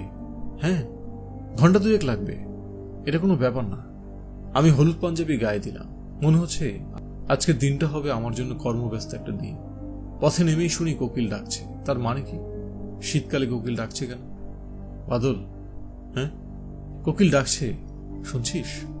হ্যাঁ, ব্রেইন ডিফেক্টেড কোকিল অসময়ে ডাকাডাকি করছে। হ্যাঁ, তুই কি ঠিক করেছিস আর বেশি কিছু বলবি না? কথা বলতে ইচ্ছে করছে না। কোকিল সম্পর্কে একটা তথ্য শুনবি? বলো।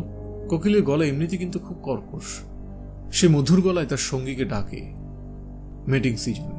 তখনই কোকিলের কণ্ঠ শুনে আমরা মুগ্ধ হই। ভালো। তোর কি একেবারে কথা বলতে ইচ্ছে করছে না? না। পথে হাঁটার নিয়ম জানিস?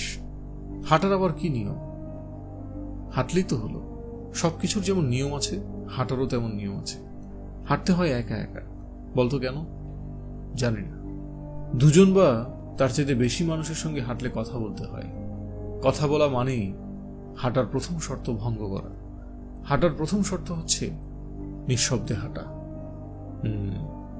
হাঁটার দ্বিতীয় শর্ত হচ্ছে হাঁটার সময় চারদিকে কি হচ্ছে দেখা, কিন্তু খুব গভীরভাবে দেখার চেষ্টা না করা। ইংরেজিতে গ্লেন্স, চট করে তাকানো, লুক না।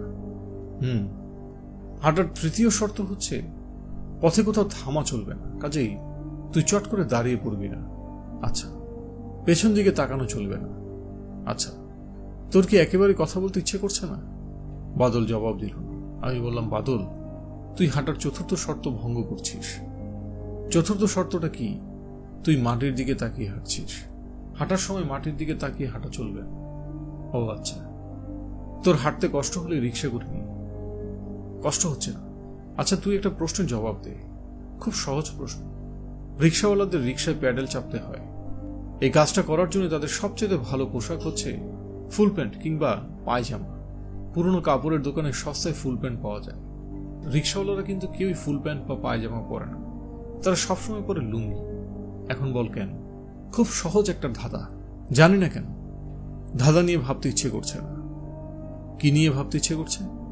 কোনো কিছু নিয়ে ভাবতে ইচ্ছে করছে না। চোখের কতগুলি প্রতিশব্দ আছে বলতো? প্রথমটা আমি বলে দিচ্ছি, আখি। বললাম তো হিমুদা। ধাঁধার কোনো খেলা খেলতে ইচ্ছে করছে না। আহা, আয় না একটু খেলি। বল দেখি। চোখ, আখি, তারপর চোখ, আখি, নয়ন, নেত্র, অক্ষি, লোচন।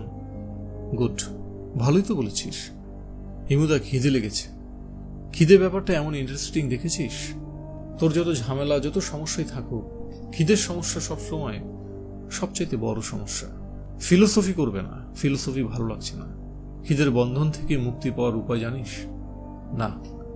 খুব সহজ উপায়। 72 ঘন্টা কিছু না খেয়ে থাকা। পানি পর্যন্ত না। 72 ঘন্টার পর 1 চামচ বা 2 চামচ পানি খাওয়া যেতে পারে। 72 ঘন্টা পার হওয়ার পর দেখবি খিদে টিদে নেই। শরীরে ফুরফুরে ভাব। মাথার ভেতরটা অসম্ভব ফাঁকা। মাঝে মাঝে ঝনঝন করে আপনা আপনি বাজনা বেজে ওঠে। আলোর দিকে তাকালে নানান রং দেখা যায়। 3 কোণা কাচের ভেতর দিয়ে তাকালে যেমন রং দেখা যায় তেমন রং। তুমি দেখেছ? হ্যাঁ। কতদিন না খেয়েছিলে? 72 ঘন্টা থাকার কথা। 72 ঘন্টায় ছিলাম। 72 ঘন্টা থাকার কথা তোমাকে কে বলেছে? বাবা বলেছিল। আমার গুরু হচ্ছেন আমার বাবা, মহাপুরুষ বানাবার কারিগর। তোর কি খিদে বেশি লেগেছে? হ্যাঁ। কি খেতে ইচ্ছে করছে? যা খেতে ইচ্ছে করছে তাই খাওয়াবে? আমি কি ম্যাজিশিয়ান নাকি? তুই যা খেতে চাইবি মন্ত্র পড়ে তাই এনে দেব? তুই ম্যাজিশিয়ান তো বটেই, অনেক বড় ম্যাজিশিয়ান। অন্যরা কেউ জানে না, আমি তো জানি। আমার বাসি পোলাও খেতে ইচ্ছে করছে। বাসি পোলাও মানে? গত রাতে রান্না করা হয়েছে, বেঁচে গেছে, ফ্রিজে রেখে দেওয়া হয়েছে। সেই বাসি পোলাওয়ের সঙ্গে গরম গরম ডিম ভাজা। খুব উপাদেয় খাবার। উপাদেয় কিনা জানি না, একবার খেয়েছিলাম, সেই স্বাদ মুখে এখনো লেগে আছে। মাঝে মাঝে আমার এই খাবার খেতে ইচ্ছে করে।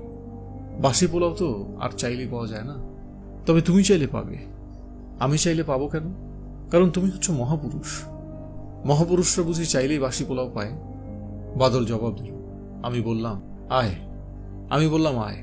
লাখ ট্রাই করতে করতে যাই। রেসিডেন্সিয়াল এরিয়ার ভেতরে ঢুকে যাই। সব বাড়ির সামনে দাঁড়াবো, কলিং বেল টিপবো। বাড়ির মালিক বের হলে বলবো, আমরা একটা সার্ভে করছি। সকালবেলা কোন বাড়িতে কি নাস্তা হয় তার সার্ভে। ইনকাম গ্রুপ অফ নাস্তার প্রোফাইল। কি যে তুমি বলো! আরে আয় দেখি, তুমি কি সত্যি সিরিয়াস? অবশ্যই সিরিয়াস। তবে সার্ভের কথা বলে শুধু হাতে উপস্থিত হওয়া চলবে না। কাগজ লাগবে, বল পয়েন্ট লাগবে। তুই বল পয়েন্ট আর কাগজ কিনে দে। আমার ভয় ভয় লাগছে হিমদা। ভয়ের কিছু নেই, আয়। প্রথমে যে বাড়ির সামনে আমরা দাঁড়ালাম সেই বাড়ির নাম উত্তরায়ণ। বেশ জমকালো বাড়ি। গেটে দারোয়ান আছে। গেটের ফাঁক দিয়ে বাড়ির মালিকের দুটো গাড়ি দেখা যাচ্ছে। একটা গাড়ি মনে হয় কিছুদিনের মধ্যে কেনা হয়েছে, ঝকঝক করছে। দারোয়ান বলল, কাকে চান? আমরা স্ট্যাটিস্টিক্যাল ব্যুরো থেকে এসেছি। বাড়ির মালিকের সঙ্গে কথা বলা দরকার। আপনার নাম? হিমু। কার্ড দেন। আমার সঙ্গে কার্ড নেই, আমরা ছোট কর্মচারী, আমাদের সঙ্গে তো কার্ড থাকে না। আপনি ভেতরে গিয়ে খবর দিন, বলবেন স্ট্যাটিস্টিক্যাল ব্যুরো। দারোয়ান ভেতরে চলে গেল। বাদল বলল, ভয় ভয় লাগছে হিমদা। শেষে হয়তো পুলিশে দিয়ে দেবে, মারধর করবে। ভয়ের কিছু নেই। তোমার খালি পা দেখেই সন্দেহ করবে। মানুষ চট করে পায়ের দিকে তাকায় না, তাকায় মুখের দিকে। তাছাড়া আমাদের ভেতরে নিয়ে বসাবে, তখন খালি পায়ে বসলে ভাববে স্যান্ডেল বাইরে খুলে এসেছে। তোমার মারাত্মক বুদ্ধি হিমদা। তোর মন স্যাঁতস্যাঁতের ভাবটা কি এখনো দূর হয়েছে? হ্যাঁ, একটা উত্তেজনার মধ্যে তোকে ফেলে দিয়েছি, যাতে আখি মেয়েটার চিন্তা থেকে আপাতত মুক্তি পাস। দারোয়ান এসে বলল, যান, ভেতরে যাইতে বলছে। আমি রওনা দিলাম। বাদল ভয় পেয়েছে, তার চোখে মুখে ঘাম। তবে সে আখির হাত থেকে এখন মুক্ত। আমাদের বসালো ড্রয়িং রুমের পাশে একটা ছোট্ট ঘরে। এটা বোধহয় গুরুত্বহীন মানুষদের বসার জন্য ঘর। দেশ থেকে লোক আসবে, বিল দিতে আসবে, বসবে এই খুপড়িতে। এক ভদ্রলোক গম্ভীর মুখে ঢুকলেন, বয়স্ক লোক। সকালবেলায় হঠাৎ যন্ত্রণায় তিনি বিরক্ত চাপার চেষ্টা করতে পারছেন। আপনাদের ব্যাপারটা কি? আমি উঠে দাঁড়িয়ে অত্যন্ত বিনয়ের সঙ্গে বললাম, স্যার, আমরা ঢাকা ইউনিভার্সিটির সোসিওলজি ডিপার্টমেন্টের সঙ্গে একটা সমীক্ষা চালাচ্ছি। সমীক্ষাটা হচ্ছে ঢাকা শহরের মানুষের ব্রেকফাস্টের প্রোফাইল। ভদ্রলোক বিস্মিত হয়ে বললেন, কিসের প্রোফাইল? কোন পরিবারে কি ধরনের নাস্তা হয় এর উপর একটা জেনারেল স্টাডি। আজ আপনাদের বাসায় কি নাস্তা হয়েছে আপনি কি খেয়েছেন? সকালে তো আমি নাস্তা খাই না, একটা টোস্ট খাই আর এক কাপ কফি খাই। আমি গম্ভীর মুখে কাগজে লিখলাম, টোস্ট কফি। কফি কি ব্ল্যাক কফি? না, ব্ল্যাক কফি না, দুধ কফি। বাড়িতে নিশ্চয়ই অন্য সবার জন্য কোনো একটা নাস্তা তৈরি হয়েছে, সেটা কি? দাঁড়ান, আমার ভাগ্নিকে পাঠাই, ও বলতে পারবে। একই জাতীয় স্টাডির কথা প্রথম শুনলাম। যেসব স্টাডি হবার সেসব হচ্ছে না, নাস্তা নিয়ে গবেষণা। ভদ্রলোক চলে গেলেন এবং প্রায় সঙ্গে সঙ্গে যে মেয়েটি ঢুকলো সে মীরা। গভীর রাতে তার সঙ্গে আমার দেখা হয়েছিল। কুড়িয়ে পাওয়া মানিব্যাগ এই মেয়েটির হাতেই দিয়েছি। তবে এমন জমকালো বাড়িতে নয়। মেয়েটি আমাকে দেখে চিনতে পারল না। সেও ভদ্রলোকের মতো বিরক্ত মুখে বলল, আজ এই বাড়িতে কোনো নাস্তা হয়নি। গতরাতে বাড়িতে একটা উৎসব ছিল, বড় মামার 50তম জন্মদিন। সেই উপলক্ষে পোলাও রান্না হয়েছে। অনেক পোলাও বেঁচে গিয়েছে, ডিপ ফ্রিজে রাখা ছিল। সকালে সে পোলাও গরম করে দেওয়া হয়েছে। আমরা দুজন কি সে বাসি পোলাও খেয়ে দেখতে পারি? পোলাওয়ের সঙ্গে ডিম ভাজা। বাদলের চোখ মুখ শুকনো করে ফেলল। মীরা তাকালো তীক্ষ্ণ দৃষ্টিতে। আমি বললাম, তারপর মীরা, তুমি ভালো আছো? মীরা এখনো তাকিয়ে আছে। আমাকে চিনতে পারছো তো? ওই যে তোমাকে টাকাটা দিয়ে এলাম, 37,921 টাকা। মীরা পুরোপুরি হকচকিয়ে গেছে। মেয়েরা হকচকিত অবস্থা থেকে চট করে উঠে আসতে পারে, মীরা পারছে না। মেয়েটি মনে হয় সহজ সরল জীবনে বাস করে, বাইরের পৃথিবীর সঙ্গে তেমন যোগ নেই। তার জীবনে হকচকিয়ে যাবার মতো ঘটনাও ঘটে না। মীরা, আমাকে চিনতে পারছো তো? হ্যাঁ। Very good. আমাদের নাস্তা দিয়ে দাও, খেয়ে চলে যাই। স্ট্যাটিস্টিক্যাল ডাটা সংগ্রহের জন্য ঘুরে বেড়াচ্ছি, এসব ধাপ্পাবাজি। আমরা আসলে নাস্তা খেতে এসেছি। ও আচ্ছা, আসল কথা বলতে ভুলে গেছি। নাস্তা একজনের জন্য আনবে, শুধু বাদলের জন্য। আমি একবেলা খাই। বাদলের সঙ্গে তোমার পরিচয় করিয়ে দেওয়া হয়নি। এ হচ্ছে আমার ফুফাতো ভাই, পিএইচডি করার জন্য কোথায় যেন গিয়েছে। জায়গাটা কোথায় রে বাদল? বাদল মাথা নিচু করে নিল। সে মাথা নিচু করে ক্ষীণ স্বরে বলল, কানাডা। অপরিচিত মানুষের সামনে বাদল একেবারে সহজ হতে পারে না, মেয়েদের সামনে তো নয়। বিশেষ করে মেয়ে যদি সুন্দরী হয়, তাহলে বাদলের জিহবা ঝরিয়ে যায়, তোতলামি শুরু হয়। রাতে মীরা মেয়েটাকে যত সুন্দর দেখাচ্ছিল, দিনে তার চেয়ে বেশি সুন্দর দেখাচ্ছে। ভেতর থেকে ভারী গলা কে যেন বলল, মীরা, মীরা। মনে হয় শুরুতে যে ভদ্রলোক এসেছিলেন তিনি ডাকছেন। সকালে কি নাস্তা হয় তার তালিকা নিতে মীরার এত দেরি হওয়ার কথা না। মীরা বলল, আপনারা বসুন, আমি আসছি। বাদল মাথা তুলল। তার কান টান লাল হয়ে আসছে। বিয়ে না হয়ে ভালো হয়েছে। বিয়ে হলে বাদল তো মনে হয় সারাক্ষণ কান লাল করে বসে থাকত, পার্মানেন্ট তোতলা হয়ে যেত। কেমন আছিস রে বাদল? জিজ্ঞেস করলে উত্তর দিল, বাবা বাবা বাবা ভালো। হিমুদা? হ্যাঁ। এই মেয়েটাকে তুমি চেনো? হ্যাঁ। আশ্চর্য তো। আশ্চর্যের কি আছে? সুন্দরী মেয়েদের সঙ্গে আমার পরিচয় থাকতে পারে না? সেই জন্য আশ্চর্য বলছি না, অন্য কারণে আশ্চর্য বলছি। কি কারণ? বাসি পোলাও খেতে চেয়েছি, তুমি এই বাড়িতে নিয়ে এলে। এই বাড়িতে আজই বাসি পোলাও নাস্তা? একে বলে কাকতালীয় যোগাযোগ। কাকতালীয় নয়, এর নাম হিমুতালীয়। তোমার যে আধ্যাত্মিক ক্ষমতা আছে তা আমি গোড়া থেকেই জানি, তবে ক্ষমতা যে এত প্রবল তা জানতাম না। আমিও জানতাম না। হিমুদা, হ্যাঁ, তুমি কাউকে দেখে তার ভবিষ্যৎ বলতে পারো? আমার নিজের ভবিষ্যৎ বলতে পারি, অন্যটা পারি না। তোমার ভবিষ্যৎ কি বলা যাবে না। হিমুদা, তুমি কি জানতে এ বাড়িতে আজ নাস্তা হচ্ছে বাসি পোলাও? জানতাম না। মীরা ঢুকেছে, তার হাতে ট্রে ভর্তি খাবার। মীরার পেছনে একটা কাজের মেয়ে, তার হাতেও ট্রে। শুধু যে বাসি পোলাও এসেছে তা না, পরোটা এসেছে, গোশত এসেছে, ছোট ছোট গ্লাসে কমলার রস। মীরা বলল, আপনারা চা খাবেন না কফি খাবেন? আমি বাদলকে বললাম, কি খাবি বল? বাদল বলল, কফি। বাদলকে তোতলামিতে ধরে ফেলেছে। মীরা আমার সামনে বসল। তার বসার ভঙ্গি বলে দিচ্ছে সে নিজেকে তৈরি করে এনেছে, কি কি বলবে সব ঠিক করা। নাস্তা নিয়ে ঢোকার আগে সে নিশ্চয়ই মনে মনে রিহার্সাল দিয়েও এসেছে। মীরা বলল, আপনার নাম হিমু? উনি হিমুদা বলে ডাকছিলেন। আমার নাম হিমু। ওই রাতে আপনাকে ধন্যবাদ দেওয়া হয়নি। আসলে আমি আর বাবা আমরা দুজনেই ভেবেছিলাম টাকাটা কখনো পাওয়া যাবে না।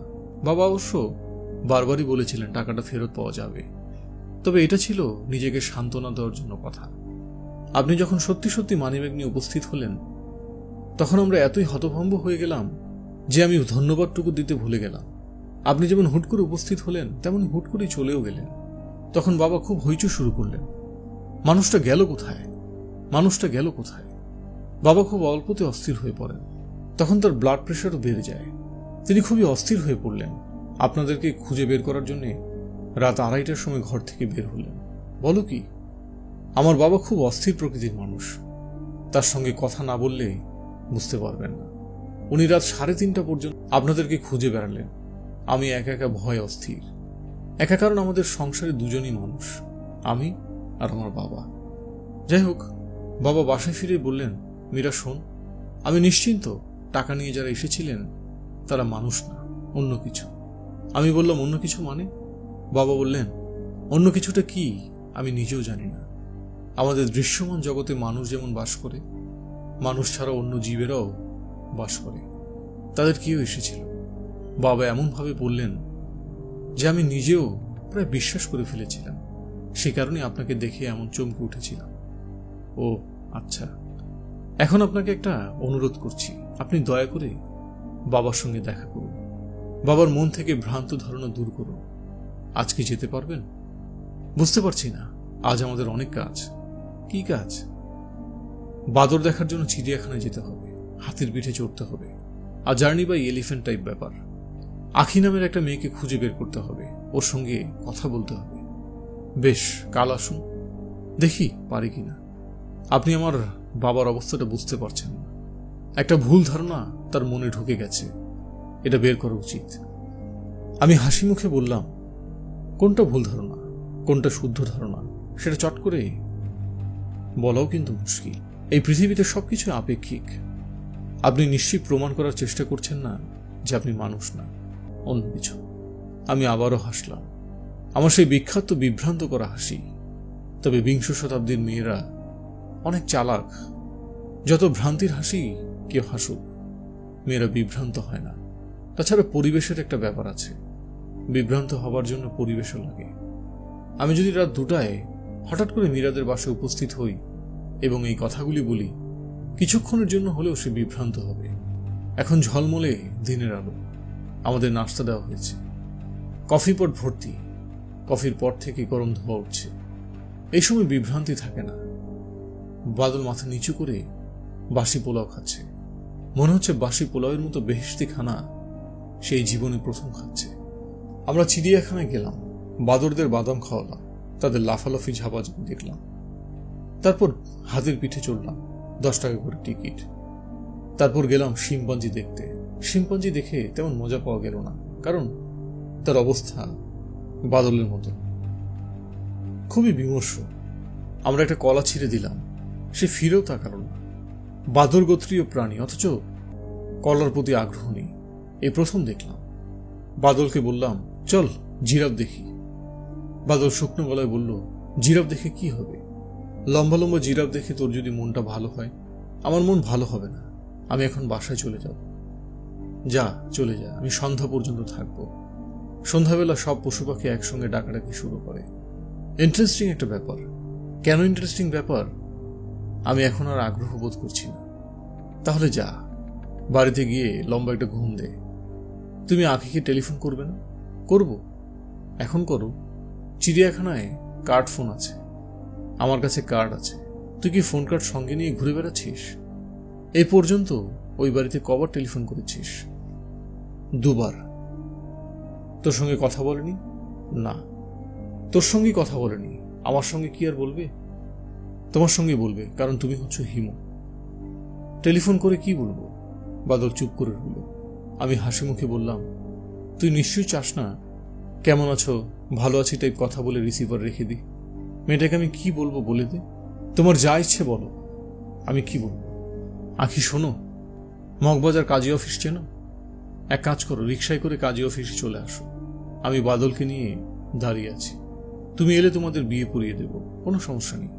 বাদল মাথা নিচু করে ফেলল, মনে হচ্ছে সে খুবই লজ্জা পাচ্ছে। প্রায় ফিসফিস করে বলল, তুমি আসতে বলে আঁখি চলে আসবে। তোর কি তাই ধারণা? হ্যাঁ, তুই কিন্তু ভালোই বোকা। আমি বোকা হই আর যাই হই, তুমি হচ্ছ হিমু। তুমি যা বলবে তাই হবে। আচ্ছা, পরীক্ষা হয়ে যাক, আমি আঁখিকে আসতে বলি, বলবো? বাদল প্রায় অস্পষ্ট স্বরে বলল, বলো। বেশ কয়েকবার টেলিফোন করা হলো, ওপাশ থেকে কেউ টেলিফোন ধরছে না। বাদল শুকনো মুখে দাঁড়িয়ে আছে। বাদলকে দেখে খুবই মায়া লাগছে। মায়া লাগলেও কিছুই করার নেই। পৃথিবীতে বেঁচে থাকতে হলে প্রতি পদে পদে মায়াকে তুচ্ছ করতে হয়। আমি দীর্ঘদিন অসুস্থ ছিলাম, যার কারণে আমি নিয়মিত পাঠ থেকে বিরত ছিলাম।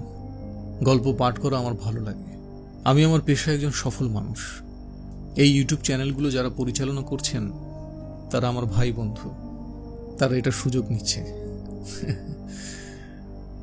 আমি পড়তে চাই, দীর্ঘদিন আপনাদেরকে গল্প পড়ে শোনাতে চাই, এবং এখান থেকে উপার্জিত অর্থ দিয়ে অজস্র বই কিনতে চাই, যে বইগুলো শহর থেকে গ্রামে একদম প্রত্যন্ত অঞ্চল পর্যন্ত আমরা ছড়িয়ে দিতে চাই। কারণ অন্য কারো কণ্ঠে বই পড়া শোনার চাইতে নিজে বই পড়ার আনন্দই আলাদা। সবাই ভালো থাকবেন, আশা করি আবার নিয়মিত হতে পারবো। ধন্যবাদ। আমাদের আয়োজন যদি আপনাদের ভালো লেগে থাকে তাহলে অবশ্যই সাবস্ক্রাইব করে আমাদের পাশে থাকতে পারেন। আর আপনারা যদি উপন্যাসের পাশাপাশি ছোট গল্পে আগ্রহী হন তাহলে আমাদের মূল চ্যানেল কুপির আলো সাবস্ক্রাইব করতে পারেন। কুপির আলোর লিঙ্ক ডেসক্রিপশন বক্সে দেওয়া হলো। দুটি চ্যানেলই সাবস্ক্রাইব করে আমাদের পাশে থাকতে পারেন। ধন্যবাদ।